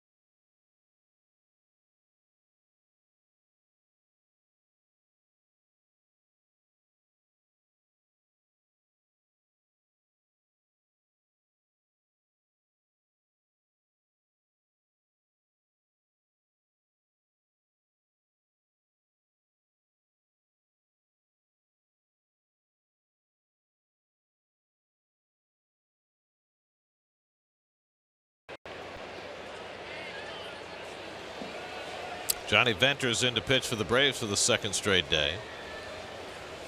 He was very impressive last night in a 1-2-3 7th inning. Struck out a pair. Comes in with 2 on and 2 out to face Jose Reyes. And the first pitch sinker in the dirt for ball 1. Reyes has walked. Was eventually caught stealing third. Then he flied out in the 4th, 0 for 1. Mets have had 2 hits and a walk in this inning, but an unusual double play has cost them a better chance. Now Reyes trying to cash in with 2 out. And Venters falls behind him 2-0. Julio Teheran, 5 2/3 innings, 5 hits, 4 walks, 6 strikeouts, a home run, a balk, and responsible for the 2 on base, with 3 runs already against his ledger. Bautista dancing off second, but he's going nowhere as Reyes tops one to third. Camargo makes the running throw low and scooped out nicely by Freeman to retire the side. Like a condor swooping that ball out of the dirt. Wilmer evades the bat, but he can't evade Suzuki. Mets are turned aside in the 6th.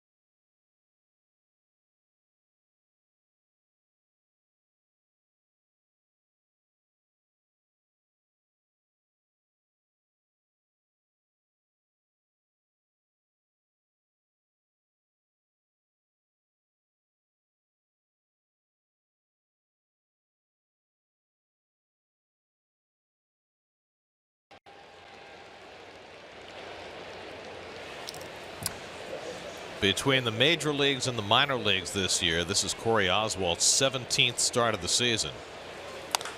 Johan Camargo leads off in the 7th and pulls one just foul. In the previous 16, 11 in the minors, 5 in the majors, not once has Corey Oswalt gotten an out in the 7th inning. That's what he's trying to do today. He has been outstanding again today for the 4th straight start.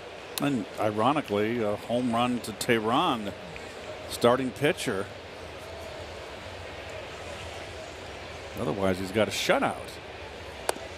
Camargo takes a changeup just off the plate. Camargo, Inciarte, and Swanson 6, 7, and 8 in the order in the 7th inning. And another changeup taken low, 2-1. Camargo 0 for 2 today, 2 for 13 in the series. Had a big 2-run double on Thursday, the home run against DeGrom on Friday, but nothing else. And he hits that one up the middle for his 3rd hit in the series.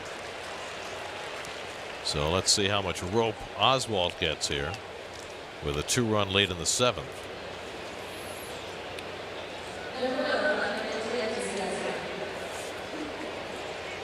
That's Paul Sewald and Jerry Blevins ready in the bullpen if needed, but it looks like Oswalt's getting one more batter.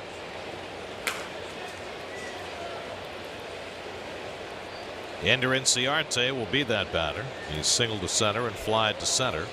1 for 2. Reyes in on the grass at third, and Inciarte fouls one back. Oswalt has thrown as many as 97 pitches in a minor league game this year and as many as 87 in a major league game. He's at 84 right now.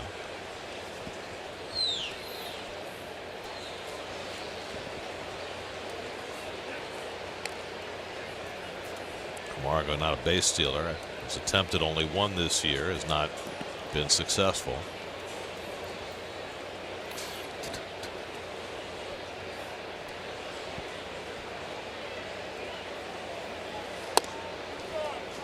Inciarte takes low and in, 1-1. Now the book on Inciarte is in. They've been pounding him in with fastballs. Brad Brock, part of Baltimore South, another ex-Oriole, up in the bullpen. In the air to right field. Bautista back onto the warning track, back at the wall. It's out of here. Ender Inciarte ties the game with a 2-run homer, his 7th home run of the season. So Oswalt goes into territory where he has not been before, and it doesn't end well. Inciarte gets the Braves even. Oh, what a shame. They have contained Inciarte, hasn't done any damage, but this is a big blow. Maybe what the Braves need, something to ignite them. They've been flat this whole game. Wanted to come in. Gary had bled out over the middle.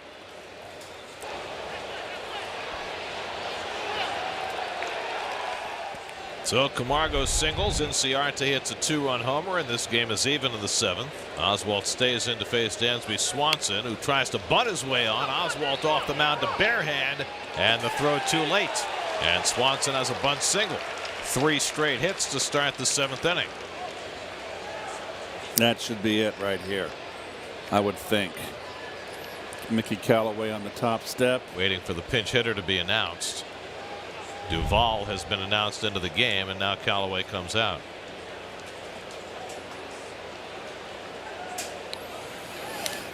Oh, good bunt. Nice smart play by Swanson. So Paul Sewald will come out of the Mets bullpen. Oswalt goes 6 innings plus, but sees the lead disappear. 3-3 in the 7th. We'll be right back.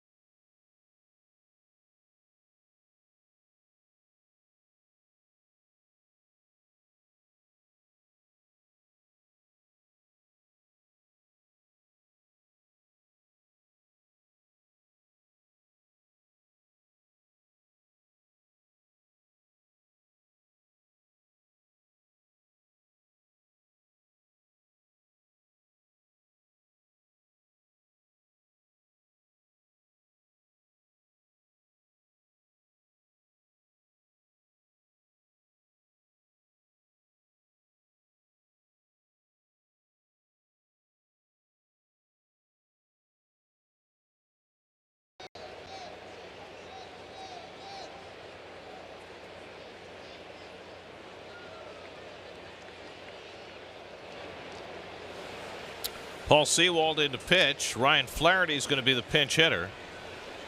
Now, Adam Duvall was out on deck, and we have another one of those situations where I'm not certain whether Duvall was announced into the game before Mickey Callaway made the pitching change. We're waiting to find out.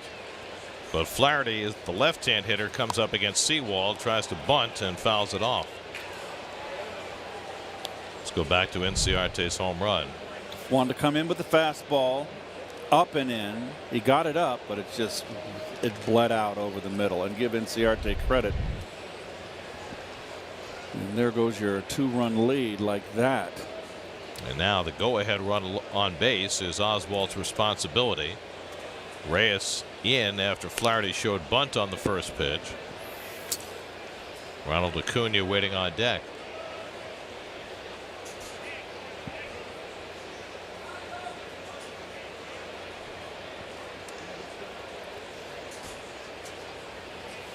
And Flaherty not bunting, takes inside 1-1. Well, we are told by the official scorer that Adam Duvall was not announced into the game, so this is the second time that Mickey Callaway has made this mistake. The first time he tried to explain it away, this one there's no explaining away.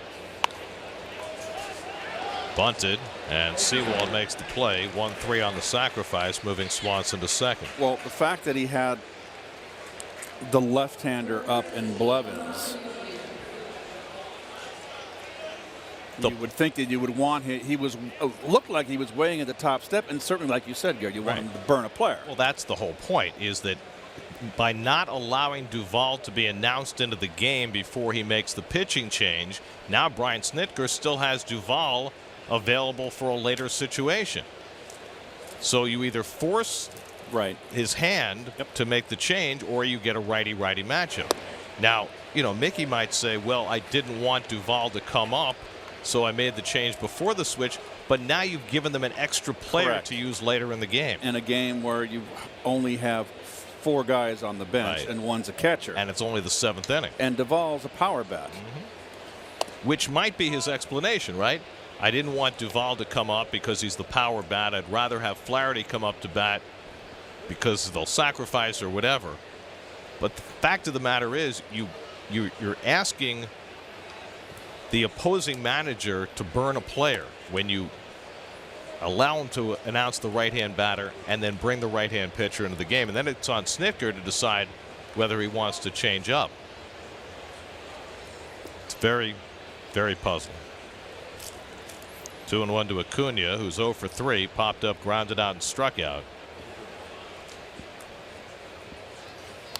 And he fouls one off Mesoraco. 2-2.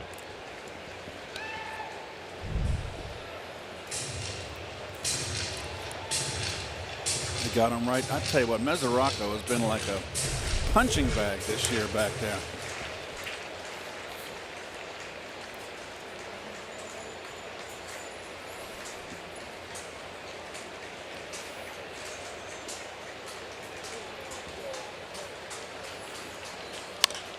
Acuna flies one to right, and Bautista angles in.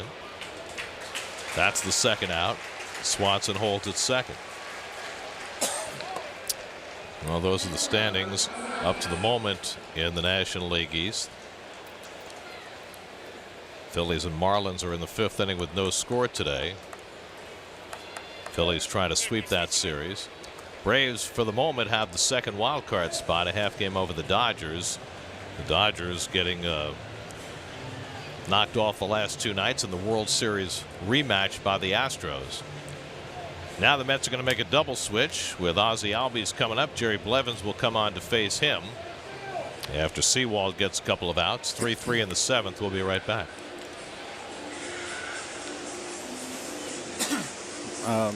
This is not good. It's terrible. It's not good. How can you do that a second time?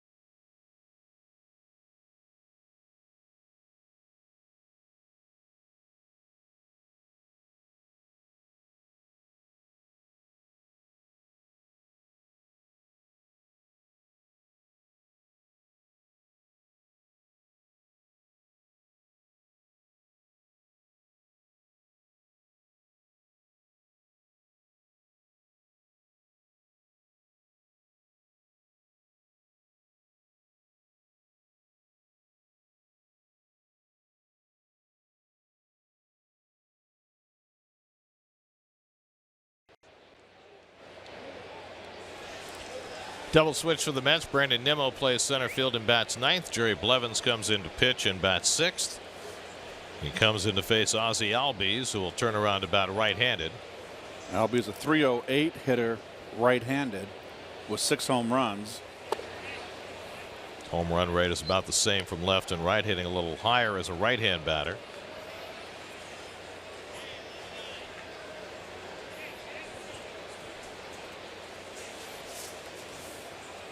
Blevins worked in the opening game of the series. He got Albies out, but on a line drive that required a diving catch by Nimmo in center field. And that's pulled down to third. Reyes handles it and throws out Albies to end the inning. So Blevins gets his man, keeps the game tied after Inciarte's home run got the Braves even. 3-3 at the stretch.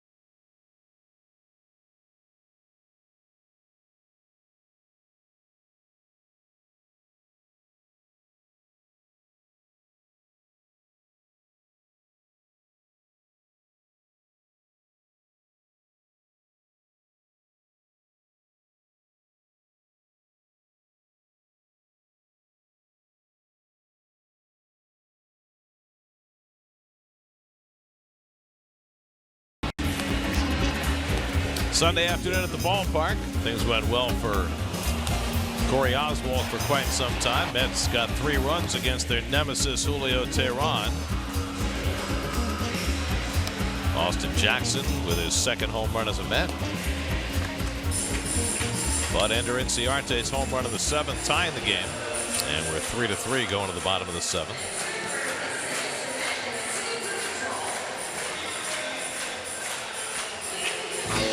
New York Mets baseball on SNY is brought to you by Tri-Acura. Visit your local Tri-Acura dealer or online at triacuradealers.com. By Geico, the #1 insurer in the New York market. And by Taiwan Tourism. It's time for Taiwan. Search GoToTaiwan.net.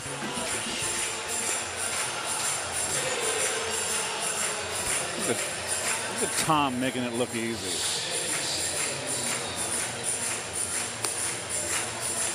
Yeah, he was good. They don't call you the franchise for nothing. Freehold, New Jersey native Brad Brock comes in for the 2nd time in the series. Yeah, he pitched in the first game, and he had 1 inning, 2 strikeouts, and a base hit. Came over from Baltimore at the trading deadline. This is now his 4th appearance with the Braves. Devin Mesoraco will lead off against him in the home 7th.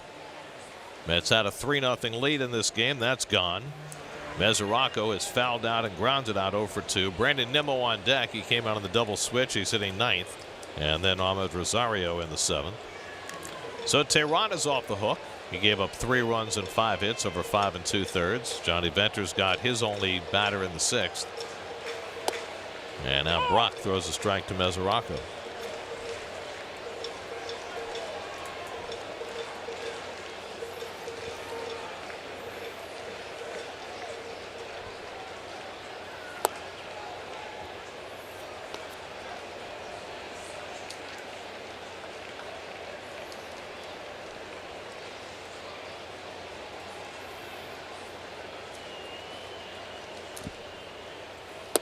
Good slider.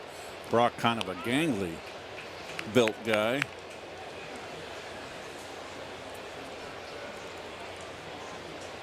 He's got his index finger inside the glove, that little pouch there, whatever you want to call it. Pouch is a good word.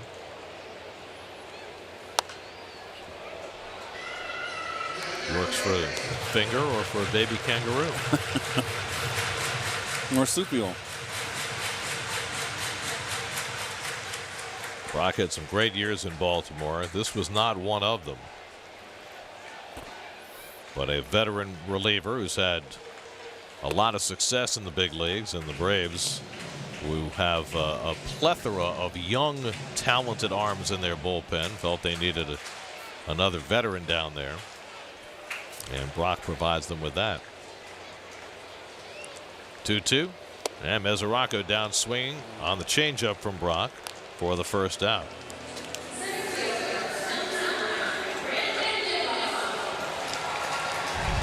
Boy, Mesoraco is just having a really tough time. Changeup here. Out in front.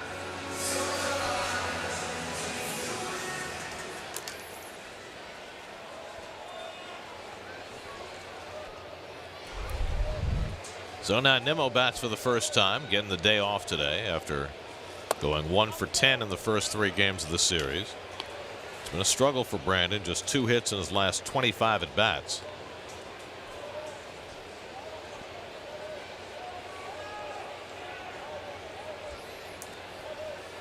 And he goes after a changeup, and it's 1-1. Yeah, he throws 3/4. He's got long arms, and he gets good sink on his changeup.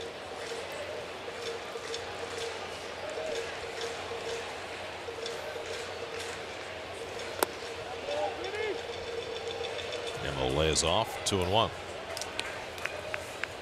So we referenced the World Series rematch in LA this weekend. The Astros have taken the first 2 from the Dodgers. Last night, 14-0.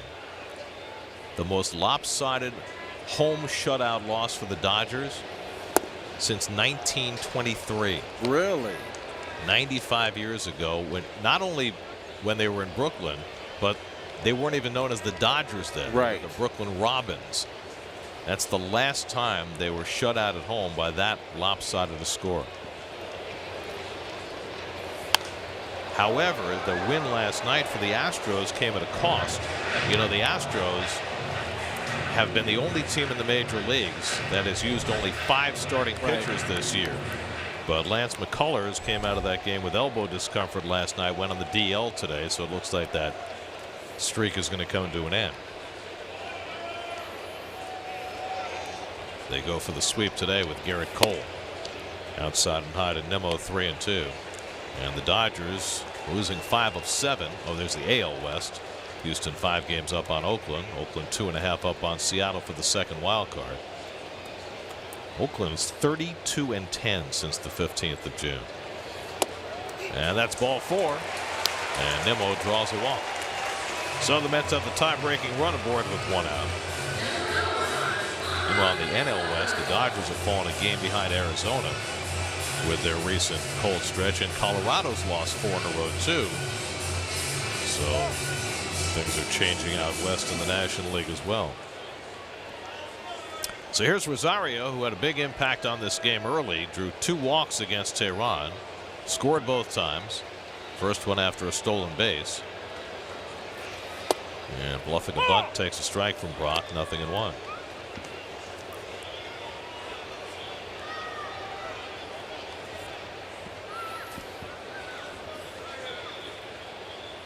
Nimmo with 7 stolen bases on the year, not much of a lead. Brock checks in on him.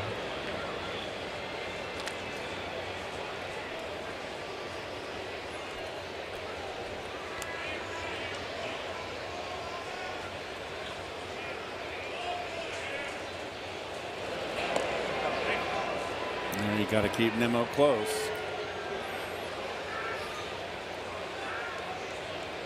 Opening game of the series, the Braves had 3 stolen bases that have affected the outcome of the game. There goes Nimmo. Rosario hits one to right, Measured by Markakis. Nimmo hustling back. Markakis' throw a little late. 2 out. I'm wondering if that was a hit and run right there. See if he looks back. Yeah, that probably was a hit and run. Good time for it. He even smiles when he seems that way. Desperately runs back to first. I love the way he puts his head down when he gets going.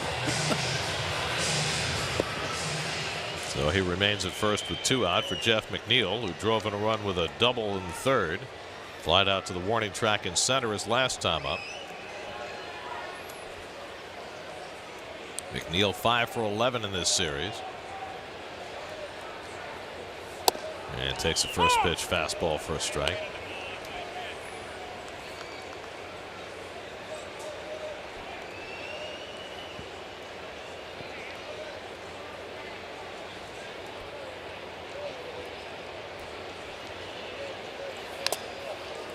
And that one caught the home plate umpire Chris Siegel. Able to smile his way through it. He's got the old-fashioned face mask on, Chris Siegel.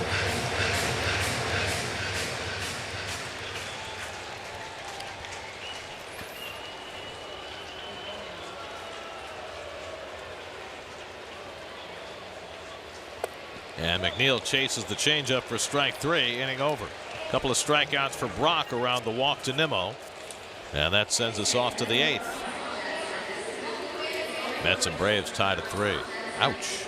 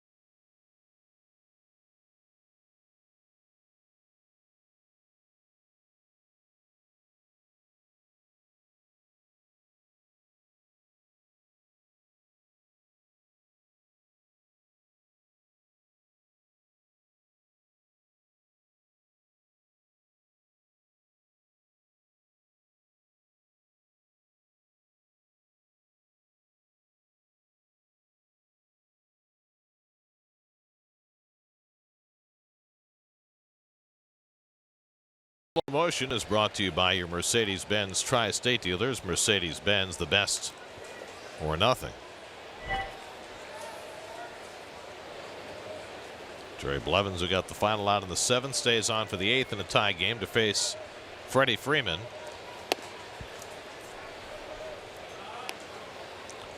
And those are the numbers for Freddie against Blevins. It kind of owns them, doesn't he? Jerry got him out once in this series already. That was in the opening game. Got him on a fly ball to left. And he throws a changeup to get even in the count, 1-1.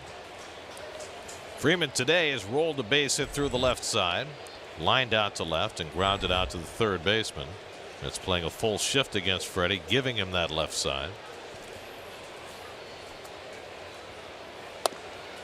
And the fastball off the corner, 2-1. Nick Markakis on deck, and then Kurt Suzuki for the Braves in the 8th. Mets scored a run in the 1st, a run in the 3rd, got an Austin Jackson home run in the 4th to go up 3-0. But the Braves got a home run from their pitcher Teheran and a 2-run homer by Inciarte to get even. And now Blevins throws a fastball by Freeman, 2-2. Under it. Big uppercut swing. Wow. Stay up there. 2-2 coming. Fastball fouled off. So we hadn't thrown him a curveball yet in this at bat. All fastballs except the second pitch was a changeup. 2 right-handers up in the Mets bullpen. Tyler Bachelor and Seth Lugo.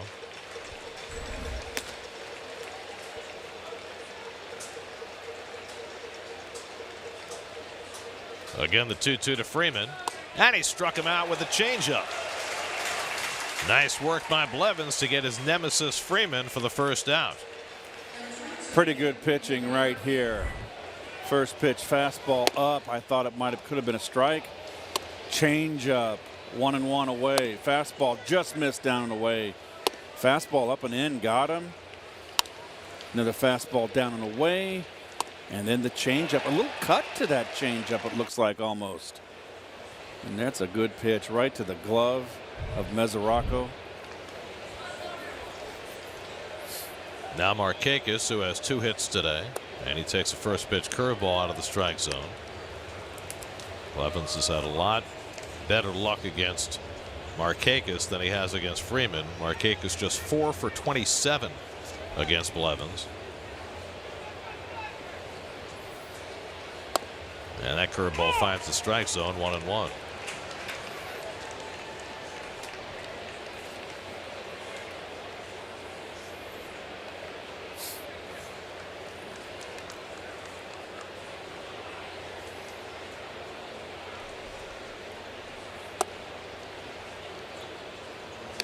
Two and 1 to Markakis. Kurt Suzuki on deck, so this might well be Blevins' last batter with the 2 right-handers up in the bullpen. You got Suzuki and then the switch hitter Camargo after Markakis.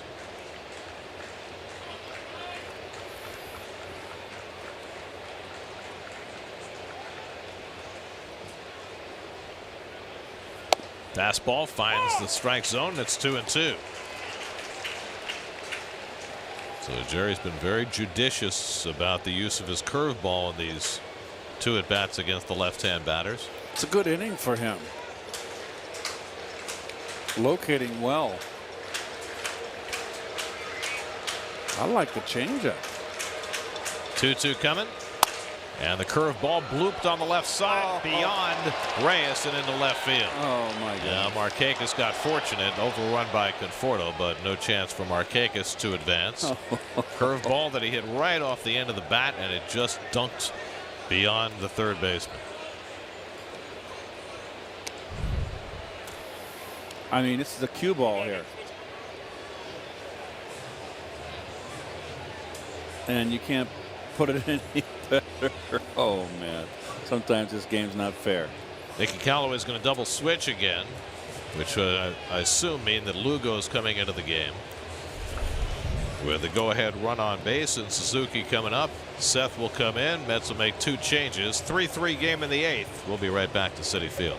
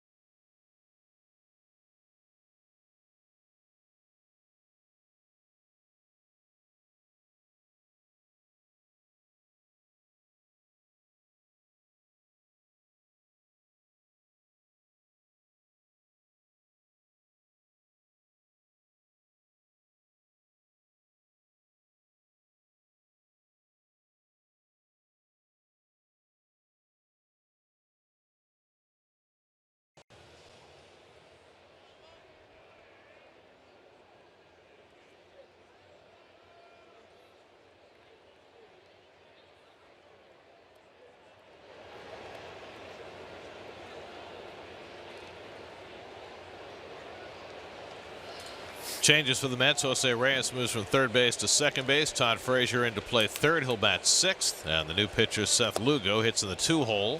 He faces Kurt Suzuki. Well, Seth has kind of become like old reliable out there in that bullpen. He's always coming in late and close situations. He's had a lot of rest. He hasn't worked since the Washington series. Gave up 2 unearned runs in the last game there. And the curveball in for a strike to Suzuki, 1-1. Suzuki 0 for 3 today, 0 for 7 in this series. Batting with Markakis at first and 1 out. So Blevins faced 3 batters, retired 2, and then gave up that soft hit to Markakis.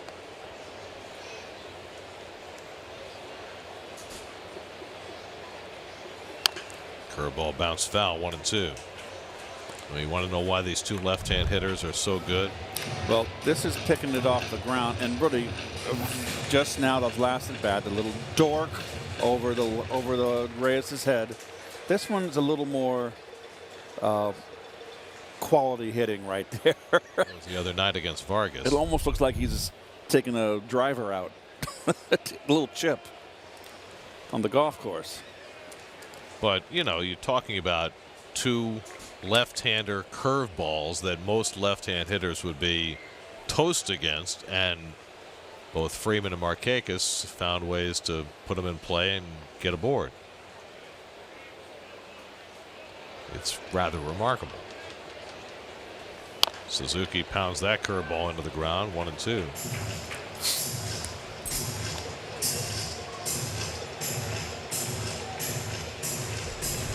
Johan Camargo, switch hitting third baseman on deck. Lugo, the Mets' 4th pitcher of the day. Corey Oswalt went 6 innings plus, allowed 3 runs, 8 hits. Paul Sewald, 2/3 of an inning. Blevins, 2/3 of an inning, 1 hit, 1 strikeout. Another curveball. Suzuki pops this one up into shallow center. Nimmo looking through the sunglasses. And that's the 2nd out. Well, he got away with a hanger there. Suzuki's not a very good breaking ball hitter. He has a little difficulty. He jumps at it. And he threw him 4 curveballs in a row. Yep, it's in the book. So 2 out. Markakis still at first, and here's Camargo, who got the 7th inning started for the Braves with a base hit up the middle against Oswalt. Inciarte followed with a 2-run homer that tied the game.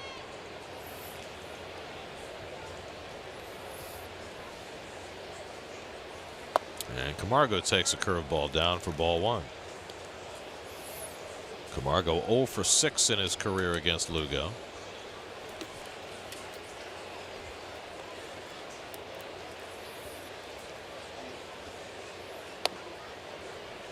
Six curves in a row he's thrown. 2-0.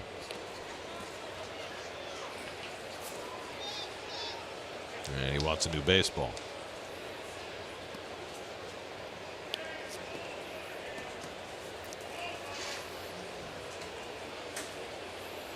Coming up tonight at 11 o'clock, it's Geico Sports Night. Yankees and Red Sox finished their series with the Red Sox going for the sweep today. Everything else tonight. Geico Sports Night, 11 o'clock. Right where you're watching right now on SNY. Which is what it says on our shirts. SNY.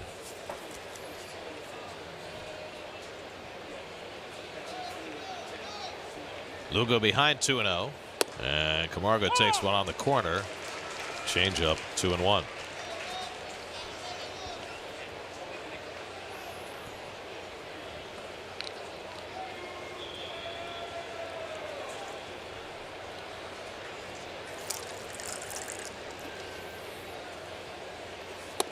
There's a strike. Lugo pulling the fastball out of his back pocket. It's 2-2. Inciarte would be next. Markakis at first and 2 out. 2-2 coming. Struck him out. Went upstairs with the fastball to get Camargo. Side retired. Lugo gets 2 big outs in the 8th. We head for the bottom of the 8th. Mets and Braves tied at 3.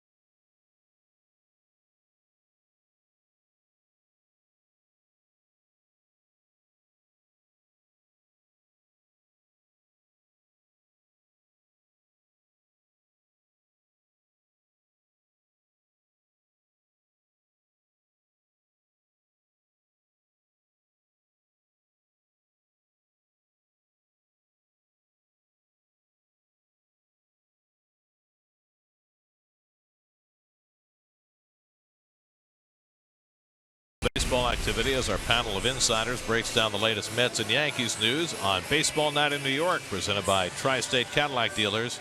Weeknights at 6 only on SNY. Rookie right-hander Dan Winkler on to pitch the bottom of the 8th inning. He's one of their big weapons late and close in that bullpen. Good cutter, good slider. Mets have yet to scratch against the Braves bullpen in this series. They've gone 10 1/3 scoreless innings. Wilmer Flores 2 for 3 today. And he goes after the cutter. The ball and a strike. You see the numbers. Today so far, Johnny Venters retired his only batter, and then Brad Brock worked a hitless 7th with 1 walk. And the fastball catches the corner, much to the dismay of Wilmer Flores, and it's 1-2. Michael Conforto on deck, then Jose Bautista. If anybody gets on, Todd Frazier, who's hitting in the 6th spot after coming in a double switch. And Wilmer goes down on the slider for the first out of the inning. 9th strikeout for Braves pitchers today. Got him to expand. He expanded the strike zone here.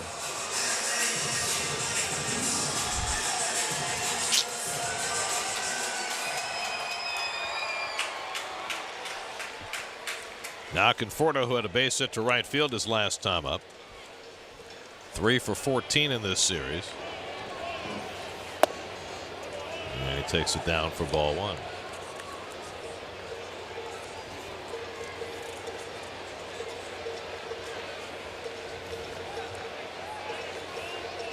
Conforto 0 for 3 against Winkler. And he slams one into right for another base hit. Got a high fastball. Second straight hit for Conforto, and the Mets have the tie-breaking run aboard with 1 out. Good up and in fastball. Good hitting by Conforto.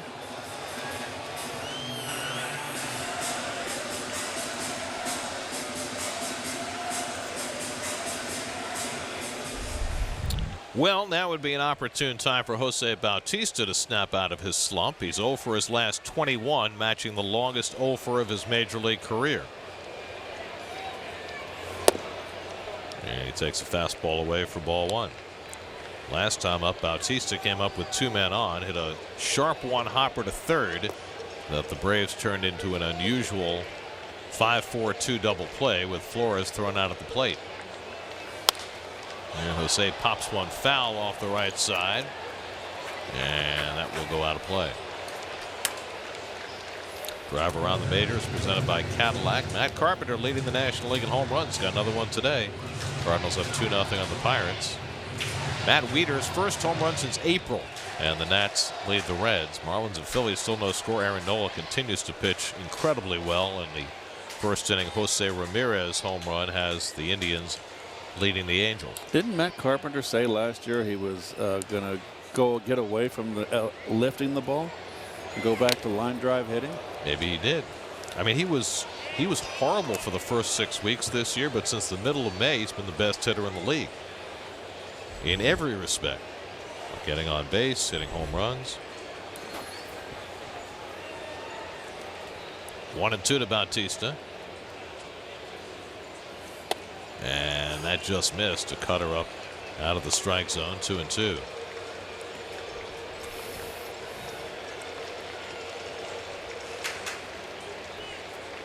Conforto at first with 1 out.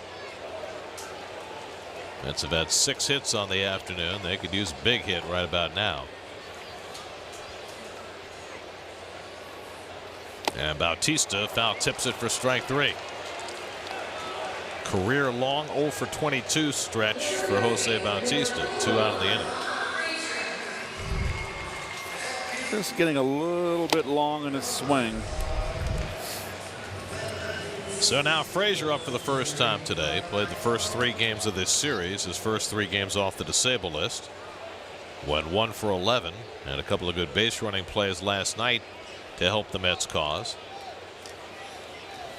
And Frazier went around on the half swing on the cutter. 0-1. Oh, I didn't think so. Home plate umpire Chris Siegel called it himself. Frazier would have preferred that Siegel had asked for help.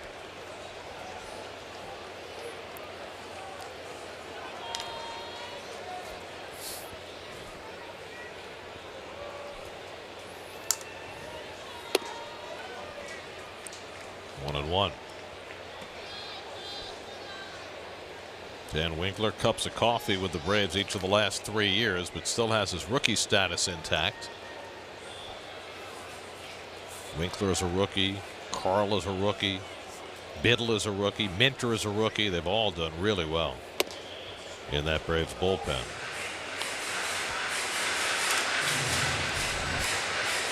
The aforementioned Mr. Biddle up in the bullpen.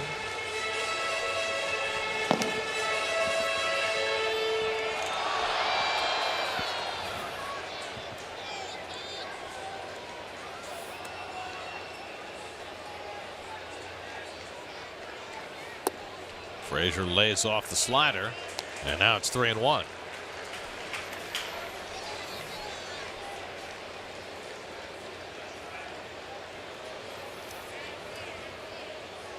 See if he gets a fastball.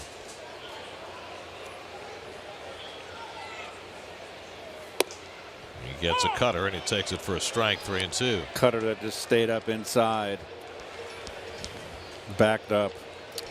So now Conforto will be running. Freeman's going to continue to hold him, leaving the right side open.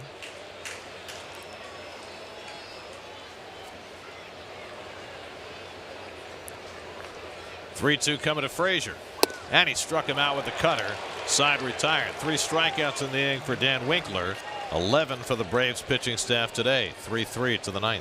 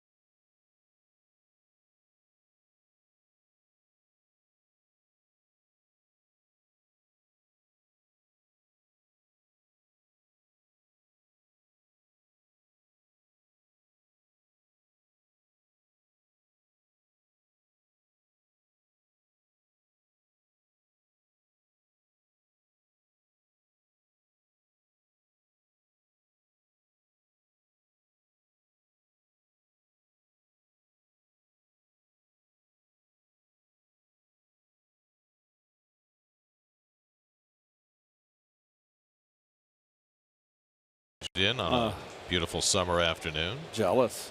3-3 going to the 9th. Seth Lugo deals a first pitch curveball low and in to Ender Inciarte, who is responsible for this game being tied. He hit a 2-run homer against Corey Oswalt in the 7th inning to get the Braves even. And he lines this one into center field for a leadoff hit. So that's how the 9th inning begins, with Inciarte aboard with his base stealing ability. 3rd hit of the afternoon, excuse me, for Inciarte. The big blow, the 2-run home run that tied it up in the 7th. And the Braves have a guy with 23 stolen bases on first base to lead the inning off. Now, they've got Dansby Swanson at the plate. The pitcher's spot due up next. And remember that when Mickey Callaway went to his bullpen in the 7th inning, Duvall was walking to the plate but had not been announced, and Mickey made the pitching change before Duvall was announced. Brian Flaherty came up to pinch hit instead and sacrifice. That leaves Duvall available to pinch hit, and he's standing on deck.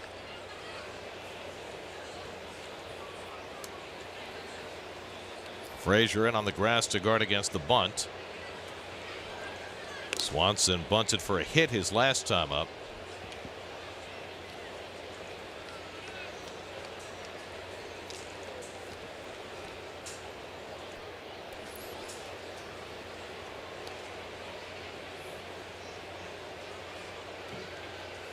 And Swanson gets a beautiful bunt down. Flores goes to first with it. 3-4 on the sacrifice, moving Inciarte to second. So a bunt for a hit, now a bunt for a sacrifice from Dansby Swanson. And here comes Duvall, who already has won a game against the Mets this year in a Reds uniform.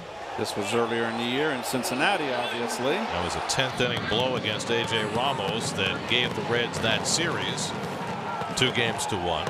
And the Reds will be here tomorrow without Duvall, who will be leaving town with the Braves.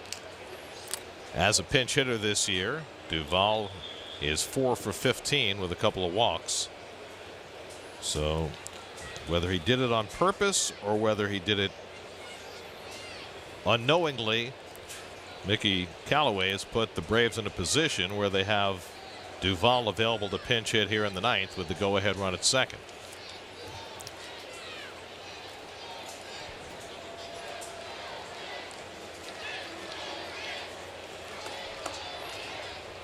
And again, if he doesn't jump the gun, maybe Duvall bats in the 7th, or maybe Flaherty bats for Duvall, but either way, he wouldn't be up in this spot.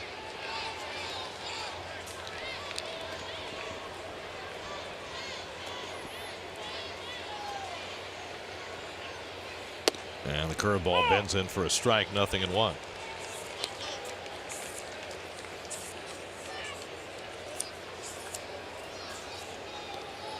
You can see Duvall's just a big kid. Got some power. 30 or more home runs each of the last 2 years in Cincinnati. 15 this year.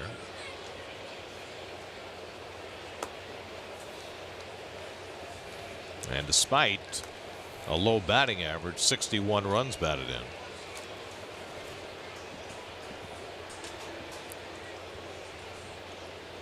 Inciarte with his speed at second. Reyes trying to keep him close. And Duvall gets jammed and fouls it off 0-2. Ronald Acuna, the on-deck batter. Braves 3 runs, 10 hits. The Mets 3 runs, 6 hits. We're in the 9th.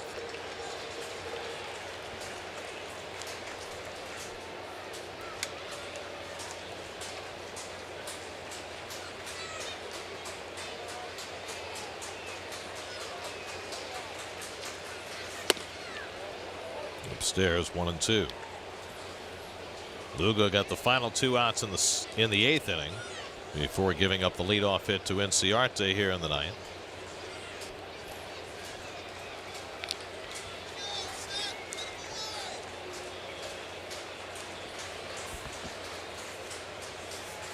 The Mets bullpen has yet to allow a run in this series, same as the Braves bullpen. Duvall lays off. 2-2.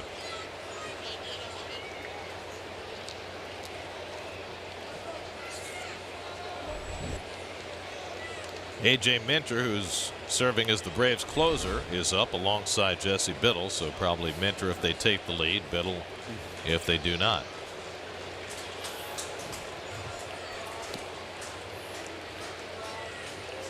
Two coming. And Duvall goes down swinging on the curveball. 2 men down. Second strikeout for Lugo. This one stayed inside. He just didn't wait on it. Out in front. So 2 out. Inciarte still at second. Mesoraco out for a conversation before they face Ronald Acuna, who's gone 0 for 4 today after going 0 for 4 last night. Started out this series with a flourish. Triple his first time up on Thursday. He had 2 hits in that game, 2 hits Friday as well, but now 0 for his last 9. Well, the umpire's going to break up that tea party on the mound. You only get 6 tea parties a night. It's not a lot of tea. No Mad Hatter. Occasional crumpet. Maybe a scone.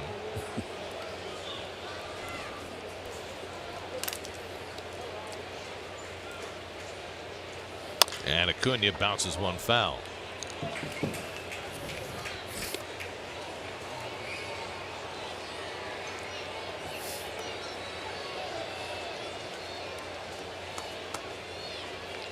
It's making them wait.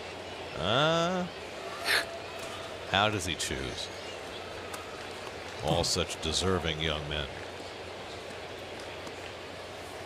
That curveball bends in for a strike, and it's 0-2 to Acuna.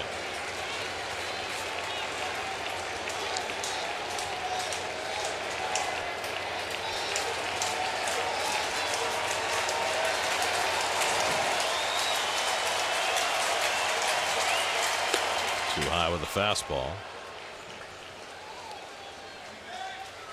Lugo's worked an inning and a third, trying to get the third out. Albies would be next. Nobody up behind Seth in the Mets bullpen.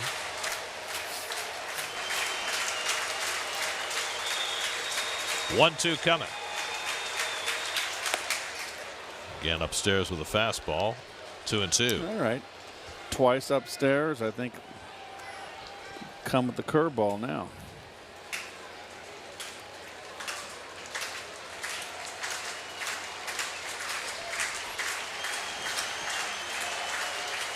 Now the 2-2. Curveball lined the other way. Base hit. Inciarte around third. Heads for the plate.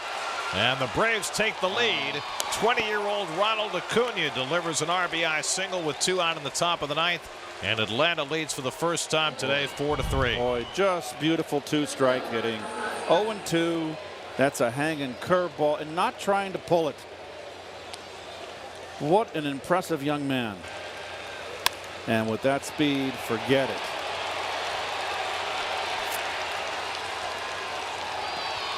So the Braves have rallied from 3 runs down to take the lead. And now Ozzie Albies will step in with Acuna at first. 6 stolen bases in 7 tries.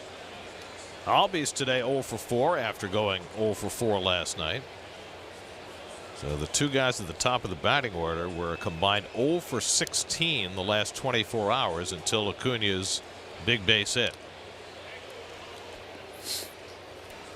That is just an impressive at bat.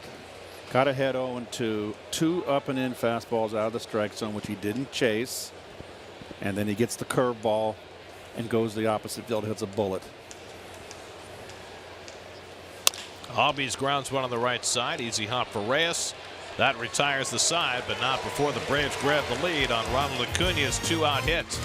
Mets come up in the bottom of the ninth. Reyes, Mesoraco, and Nimmo down by a run.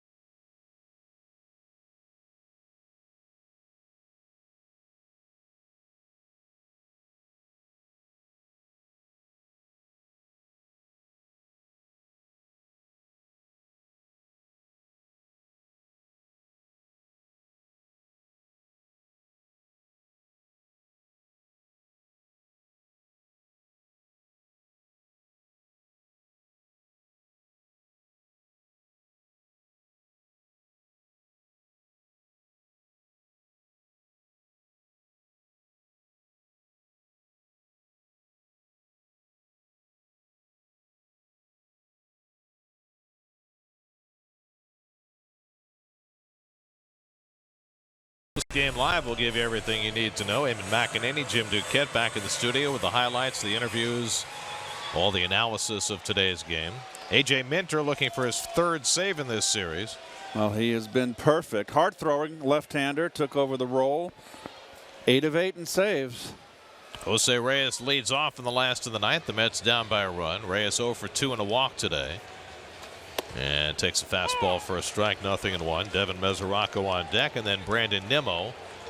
The Braves with a run in the 5th, a 2-run homer from Inciarte in the 7th to tie it. And then the go-ahead hit by Acuna in the 9th. And Atlanta trying to take 3 out of 4 before they leave town. Hit hard, but right at the shortstop Swanson. A brief bobble, a high throw, but Freeman stays on the bag. And Reyes retired, 1 out. That ball almost ate up Swanson. He got a smile on his face. This is why you got to have the glove down, kids, because that, look at that. Sometimes you get a bullet and you haven't got a lot of time to think. The bare hand knocked it back into the glove. Otherwise, trouble. 1 hard out and nobody on now. Mesoraco is 0 for 3 today, 0 for 6 in the series.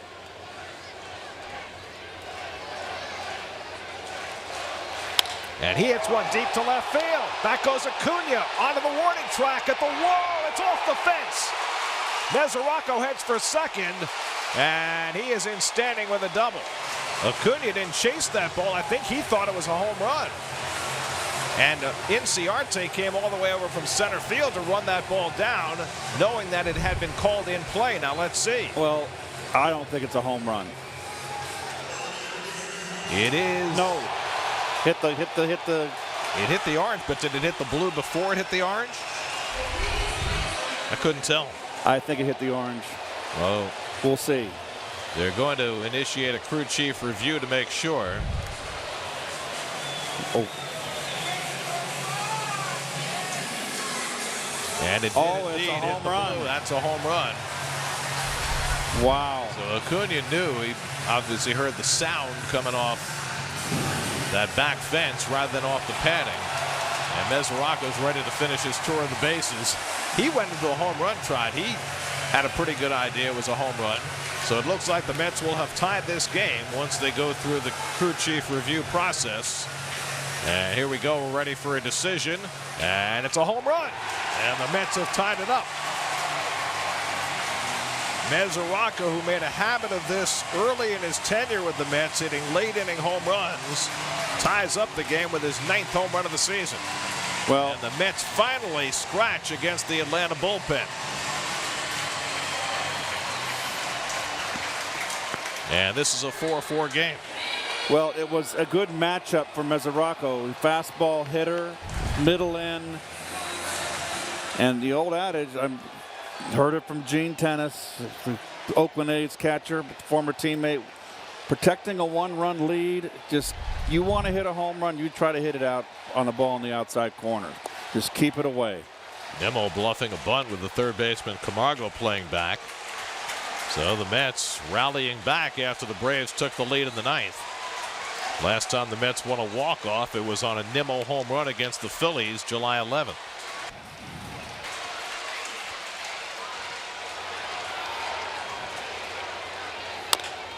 Pounces one foul. First blown save for A.J. Minter, who had been 8 for 8 since taking over the closer's role. You just got to be, you got your scouting report on Mesoraco. It's got to be middle in hitter, fastball hitter, first ball fastball hitter. Only the 2nd home run Minter's allowed this season. And Nimmo takes a fastball for a strike, 1-2.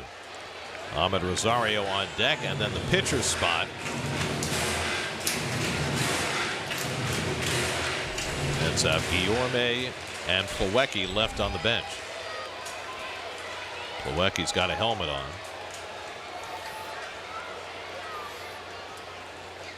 One-two coming. Half swing, and he stopped it in time. 2-2. Mets have hit 2 home runs today. Austin Jackson gave the Mets a 3-0 lead when he homered in the 4th. And now Mesoraco tying things up in the 9th.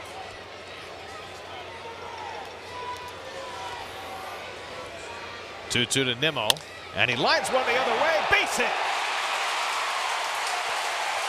Nimmo coming off the bench. A walk and now an opposite field hit against the left-hander. Good at bat, Brandon. Going right with the pitch.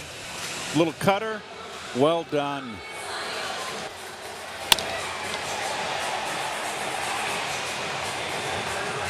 So the Mets have the tie-breaking run aboard. Chuck Hernandez, the pitching coach, is out to talk to Minter. Nobody up behind him in the Atlanta bullpen. He got Reyes on a very hard ground ball to start the inning. Mesoraco homered, and now Nimmo with a base hit. So Minter, who looked so sharp in his first 2 outings in this series, struggling today.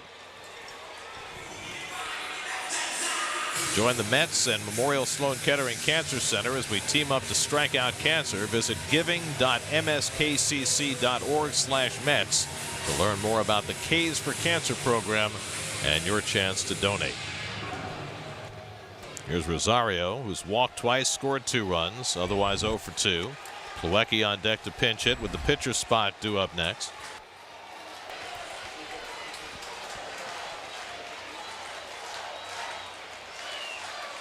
And Rosario takes up and away for ball 1. Well, Minter's a little slow going home here. He's got a big leg kick. Nimmo was running on Rosario's line out to right his last time up. 7 steals on the year for Nimmo. And that's inside, and now Minter's behind 2-0. Rosario's already drawn a pair of walks today. So the 24-year-old from Texas A&M, A.J. Minter, having a bit of a challenge today. He's already blown the save, now trying to hang on to the tie. And Rosario lines one to center, but Inciarte comes over to get it. And that's the second out. Another hard hit ball against Minter. Those are today's starters, brought to you by People's United Bank. Teheran gave up 3 runs in 5 2/3, but began the Braves' comeback with his first career home run. Corey Oswalt was terrific until the 7th when Inciarte tied it with a home run. Braves took the lead in the top of the 9th. Mets have tied it on Mesoraco's home run in the bottom of the 9th. Now Kevin Plawecki batting for Lugo. Tyler Bachelor up in the bullpen. He would pitch the 10th. Plawecki caught last night, went 0 for 3 with a sacrifice fly. Nimmo at first and 2 out. Mets have already had 1 big hit by a catcher in this 9th inning. Do they have another in them? A little extra base hit would be nice right here. Be nice for Plawecki. Acuna does not play very deep in left field, and as I say that, he's moving back about 6 strides. There goes Nimmo. He's picked off, but it's dropped by Freeman, and Nimmo steals the base. Wow. Nimmo wondering what happened. 8th stolen base of the year for Nimmo, and now a base hit could win it for New York. Oh, he's got him.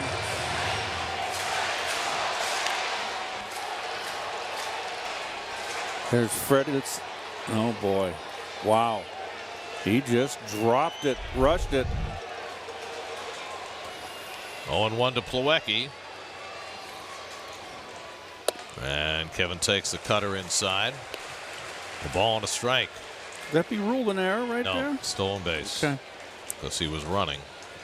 Can't assume he would have made a perfect throw. Okay, right. If Plawecki keeps it going, the Mets' walk-off king is on deck. That would be Wilmer Flores. Plawecki swings through the fastball, and now it's 1-2. Mets are 1 for 6 with runners in scoring position today. That hit came in the first inning, and it came from Flores.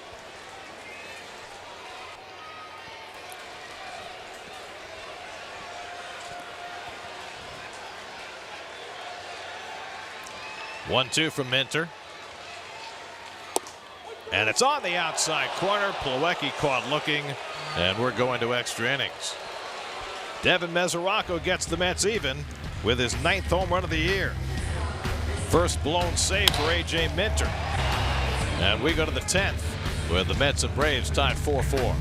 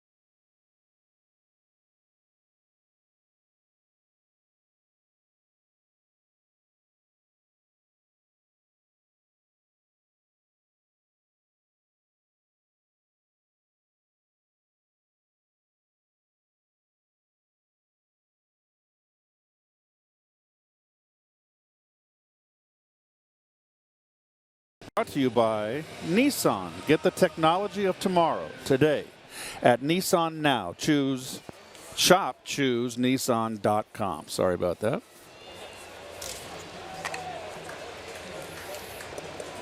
Tyler Bachelor will pitch the 10th inning for New York. Freddie Freeman leads off for the Braves.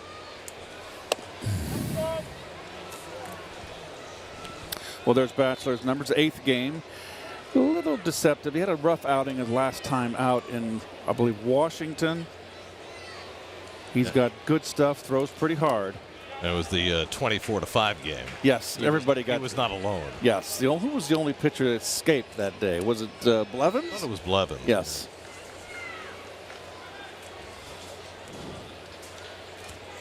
Bachelor gave up 3 runs in 2/3 of an inning in that game. Freeman 1 for 4 today. And he fouls it away. 1-2. The Braves are 3-7 in extra innings this year. The Mets are 6-5.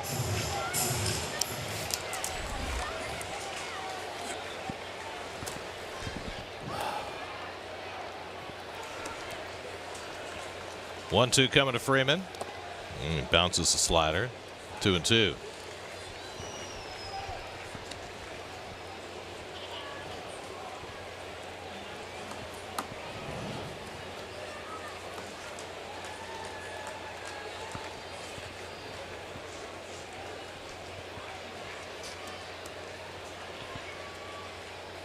And Freeman fouls one at the plate.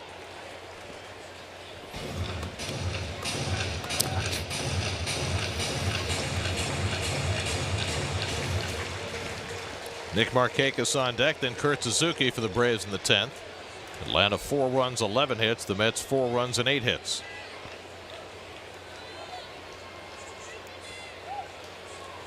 Again, the 2-2. And Freddie goes down swinging on the fastball. 1 down in the 10th. Nice start for Tyler Bachelor. Just a little riding fastball, runs out of the strike zone.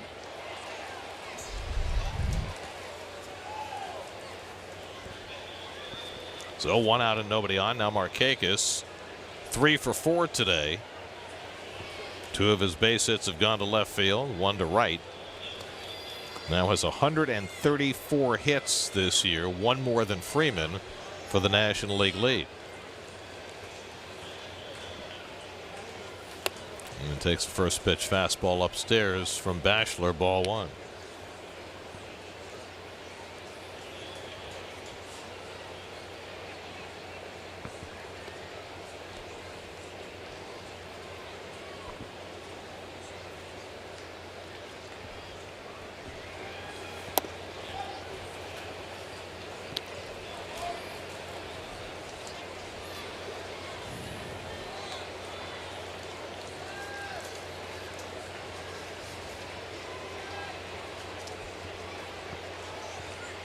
Bachelor behind 2-0. And the fastball hit well to right center. Back in the gap. Near the wall. It's out of here. Nick Markakis unties it with his 13th home run of the year. His 4th hit of the day.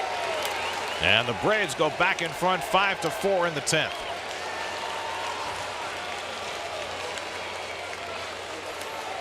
Wow, that's impressive. Good at bats. Bachelor fell behind 2-0, came with the fastball, and Markakis made no mistake. Inner half, a little above the belt.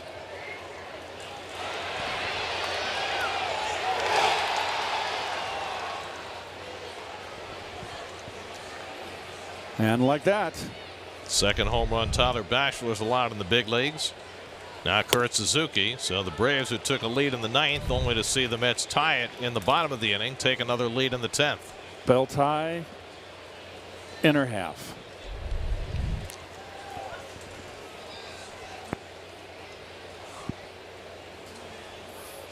Suzuki 0 for 4 today and takes the curveball inside. 1-1. Well, it's the education of a young major league pitcher. Absolutely. And this is the time to see what they can do.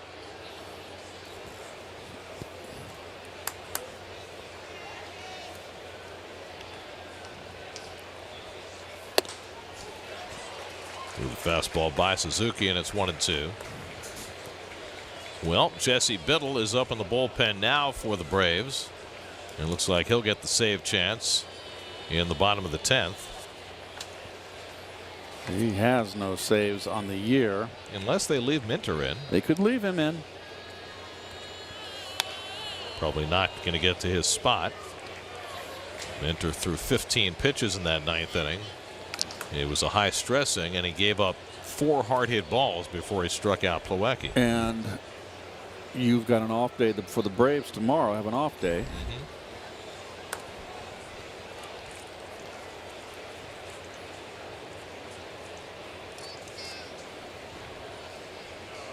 1-2 to Suzuki, and he fouls back a high fastball at 98. And we got the ump pretty good.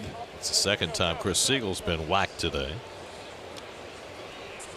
And this will be the 3rd mound visit for the Mets. I don't think this one counts. This is a protect the umpire visit. I don't think he'll mark it down in his ledger. Now, I think he's going to talk to the third base umpire and crew chief Gary Cederstrom about whether this counts as a mound visit. Well, Cederstrom walked in. He might also be seeing if Siegel's okay. Yes. By the way, the Braves do have an off day tomorrow, but they also play a doubleheader on Tuesday in Washington, so they've got to be wary about that as well. Right. By the way, they did take it away. Take away the mound visit, so it did not count as one. It was a courtesy by Mesoraco to give Siegel time to feel better. 1-2 coming, and it's away. 2-2 to Suzuki with Johan Camargo on deck. By the way, talking about Minter and whether he might come back to pitch the 10th, he has not gone beyond an inning and a third this year. So after a rough inning, it looks like Brian Snitker is disinclined to send him back out there. And now Bachelor overthrowing his fastball a couple of times, and he's gone to a full count on Suzuki.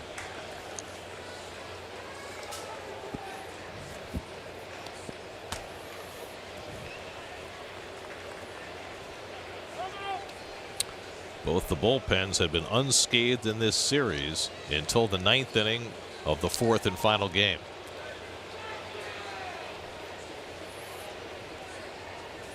You got Philadelphia and Miami. They blew that lead to Philly. That's 3-3 in the bottom of the 7th.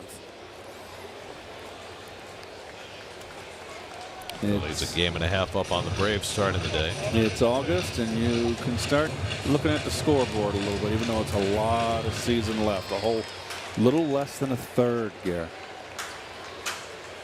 Very little less. In fact, when the day began for the Mets, they had exactly a third of a season left. Again, the 3-2. And that's yanked foul. So a long turn at bat for Suzuki. Nobody up behind Bachelor in the Mets bullpen. The Mets have already used Sewald, Blevins, Lugo, and now Bachelor behind Corey Oswalt, who looked great through 6 innings. Was asked to try and work the 7th for the first time this year and gave up a tying 2-run homer to Inciarte. 10th pitch of the at bat, and it's fouled back, and it keeps on going. Good battle here. Mets will bring up Flores, Conforto, and Bautista in the bottom of the 10th. Meat of the order. And 2 right-handed bats with the lefty Minter or the lefty Biddle on the mound.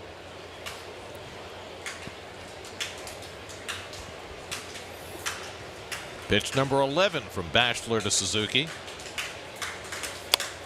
He pops this one up in foul ground. Frazier hoping for a play, but that's on the dugout roof.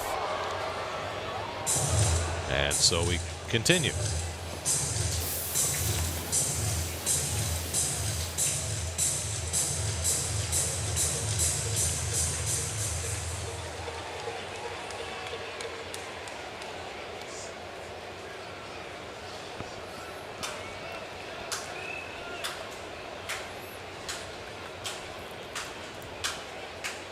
This will be pitch number 12. And Suzuki pops it up. Rosario out, Conforto in, and Conforto makes the grab. 2 out. 12 pitch at bat. Bachelor wins the battle, and he gets Suzuki on the fly ball. That's a very stubborn out right there.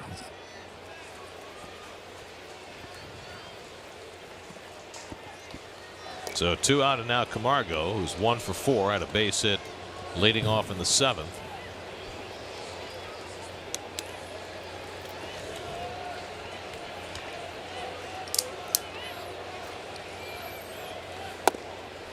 Takes the curveball low and in for ball 1.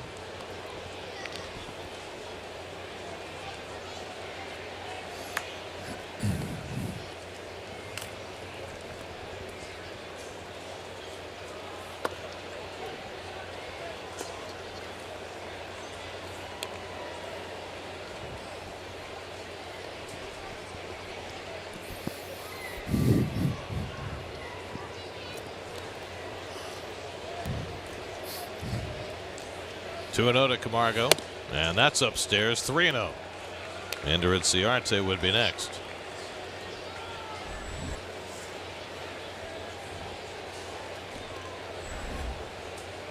Bachelor about to throw his 25th pitch of the inning, and that's a strike. 3-1. Struck out Freeman to start the inning. That was the highlight, but then he fell behind Markakis 2-0, and Markakis untied the game. And Camargo hits one in the air to right. That one's playable for Bautista.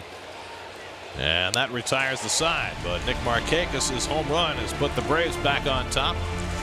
Wilmer Flores, Michael Conforto, Jose Bautista coming up for the Mets in the bottom of the 10th. Mets trying to rally again, down 5-4.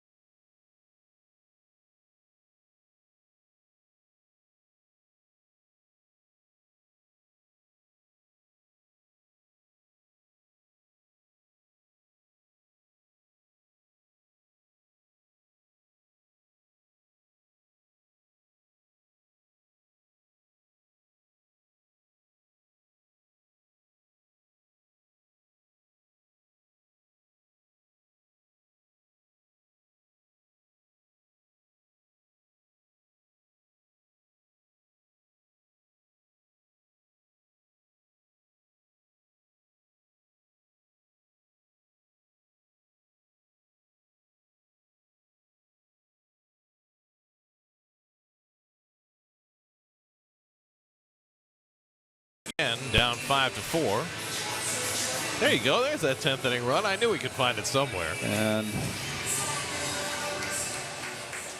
And the rookie left-hander Jesse Biddle is in, looking for his first career major league save. He had 3 in 8 minor league seasons. He was mostly a starter in the minors. Wilmer Flores leads off in the bottom of the 10th. Wilmer is 2 for 4 today. Had an RBI single in the first inning and had another base hit in the 6th. And Biddle finds the inside corner, 1-1. Biddle, the 6th Atlanta pitcher of the day. A.J. Minter gave up the game-tying home run to Mesoraco in the 9th, his first blown save. Now Biddle trying to pick him up after Markakis' home run, and that's taken the other way. A base hit for Flores. It rolls along the sidewall. Flores heads for second. The throw by Markakis, and he's safe. Wilmer with an opposite field double to start the bottom of the 10th. Well,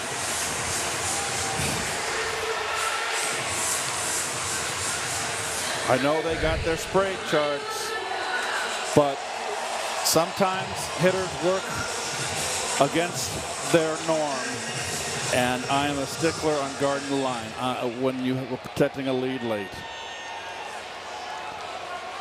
Markakis with a good throw, and Wilmer just beat it. Tying run at second and nobody out. Conforto the batter. Michael is 2 for 4 today. Facing the left-hander, he takes a fastball for a strike. It's a 3rd hit for Wilmer today.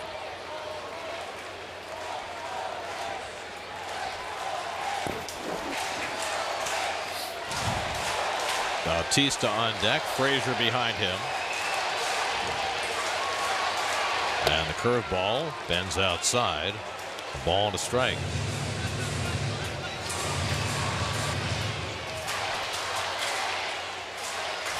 Biddle making his 3rd appearance in the series. Didn't allow a base runner in the first 2. Now he has. Curveball bounced foul. 1-2 to Conforto. Mets rallied from a run down to the bottom of the 9th. Trying to rally again in the 10th. Bautista next.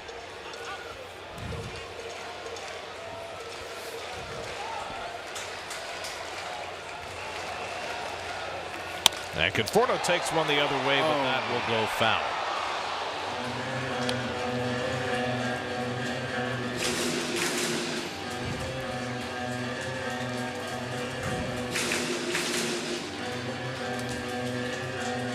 Braves keep their bullpen busy. Right-hander Shane Carl is up. With the right-hand hitters to follow, we might see Carl come in to replace Biddle. Mets have one left-hand hitter on the bench. That's Luis Guillorme. Conforto grounds it to the right side. That'll be a productive out. It gets the tying run to 3rd. So Conforto with the advancing ground out, and now Flores carries the tying run to 3rd with 1 out, and Bautista will try and get the Mets at least even. I don't see Brian Snitker making a move. Well, they're going to bring the infield in. Infield in, trying to cut off the tying run. Bautista 0 for his last 22. Today, 3 strikeouts and a double play grounder. You can erase that memory in a hurry. And a first pitch curveball in for a strike. Bautista has struggled to an alarming degree against left-handers this year. But he's been struggling against everybody lately. Bautista, whose season began with the Braves, takes up and in from Biddle. A ball and a strike. Really playing the pull on the left side of the infield. Swanson at shortstop, way over in the hole. Albies up the middle, but that's well, you got to play the percentages here, I guess. Well, the outfield is more shallow than you might expect. You certainly don't want to allow an extra base hit in this spot that would put the winning run at second base. Another curveball low and in. It's 2-1. Right? I mean, Yep. Even though the infield is in, shouldn't you play the outfield further back? Well, we noted how Albies and Inciarte like to play shallow. I mean, and you got a guy up there that's hit a lot of home runs in his career. It's got power. Flores at 3rd and 1 out. And another curveball. That one drops in for a strike, and it's 2-2. So a steady diet of breaking stuff from Biddle to Bautista. That's a good one right there, down and in. Of course, the other piece is it takes a pretty good fly ball to get Wilmer in from third base. That's a point. 2-2 coming. And Bautista grounds it to third. Nice pickup by Camargo. Flores has to hold. 2 men down. So Bautista's woes continue. Now 0 for his last 23. He can't get the tying run in. And the Mets are down to their final out. Look at the glove down, ready to field. Couple steps to his left, gets the long hop. Looks the runner back. Well executed. So it is left to Todd Frazier on this Sunday afternoon to try and give the Mets life. Tying run at 3rd and 2 out. Frazier up for the second time. He struck out in his first at bat in the 8th. And takes a curveball from Biddle in for a strike. Biddle's got a good little slow hook.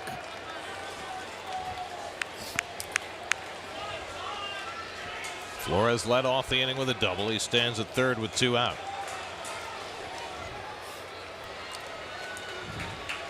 Full shift on the infield. 3 infielders on the left side. And Frazier takes the curve outside. 1-1. If Frazier keeps it going, Jose Reyes would be next.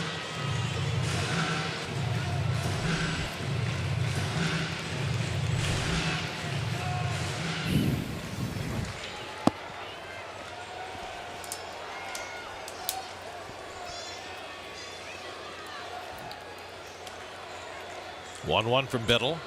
And Frazier grounds it slowly. Swanson coming in. And the Braves win it. Markakis with the home run in the 10th inning to put the Braves in front to stay. Atlanta takes 3 out of 4 in the series. They've now beaten the Mets 12 out of 16 games this year, as Atlanta wins today in 10, 5-4. Well, Atlanta's down 3-0 in this game. Remember, now they're battling Philadelphia right now for first place. Every game is important. Enciarte, the big day for him, 3 for 4, got the big 2-run home run. 4 for 5 out of Markakis, the game-winning home run in the bottom of the 10th. But give the Braves credit; they fought back from 3 runs down. Jesse Biddle picks up his first career save. A.J. Minter blew the save but gets the win as Atlanta takes 3 of 4, and the Mets back to a season low, equaling 19 games under 500. The game summary presented by Verizon. Tomorrow night, the Cincinnati Reds are in town. Noah Syndergaard makes the start against Homer Bailey. Our coverage begins at 6:30 tomorrow night, right here on SNY. Now for Keith Hernandez, Steve Gelbs, and our entire SNY crew, I'm Gary Cohen at Citi Field. Time for WB Mason Postgame Live. Let's join Eamon McEnany and Jim Duquette in the studio. Guys?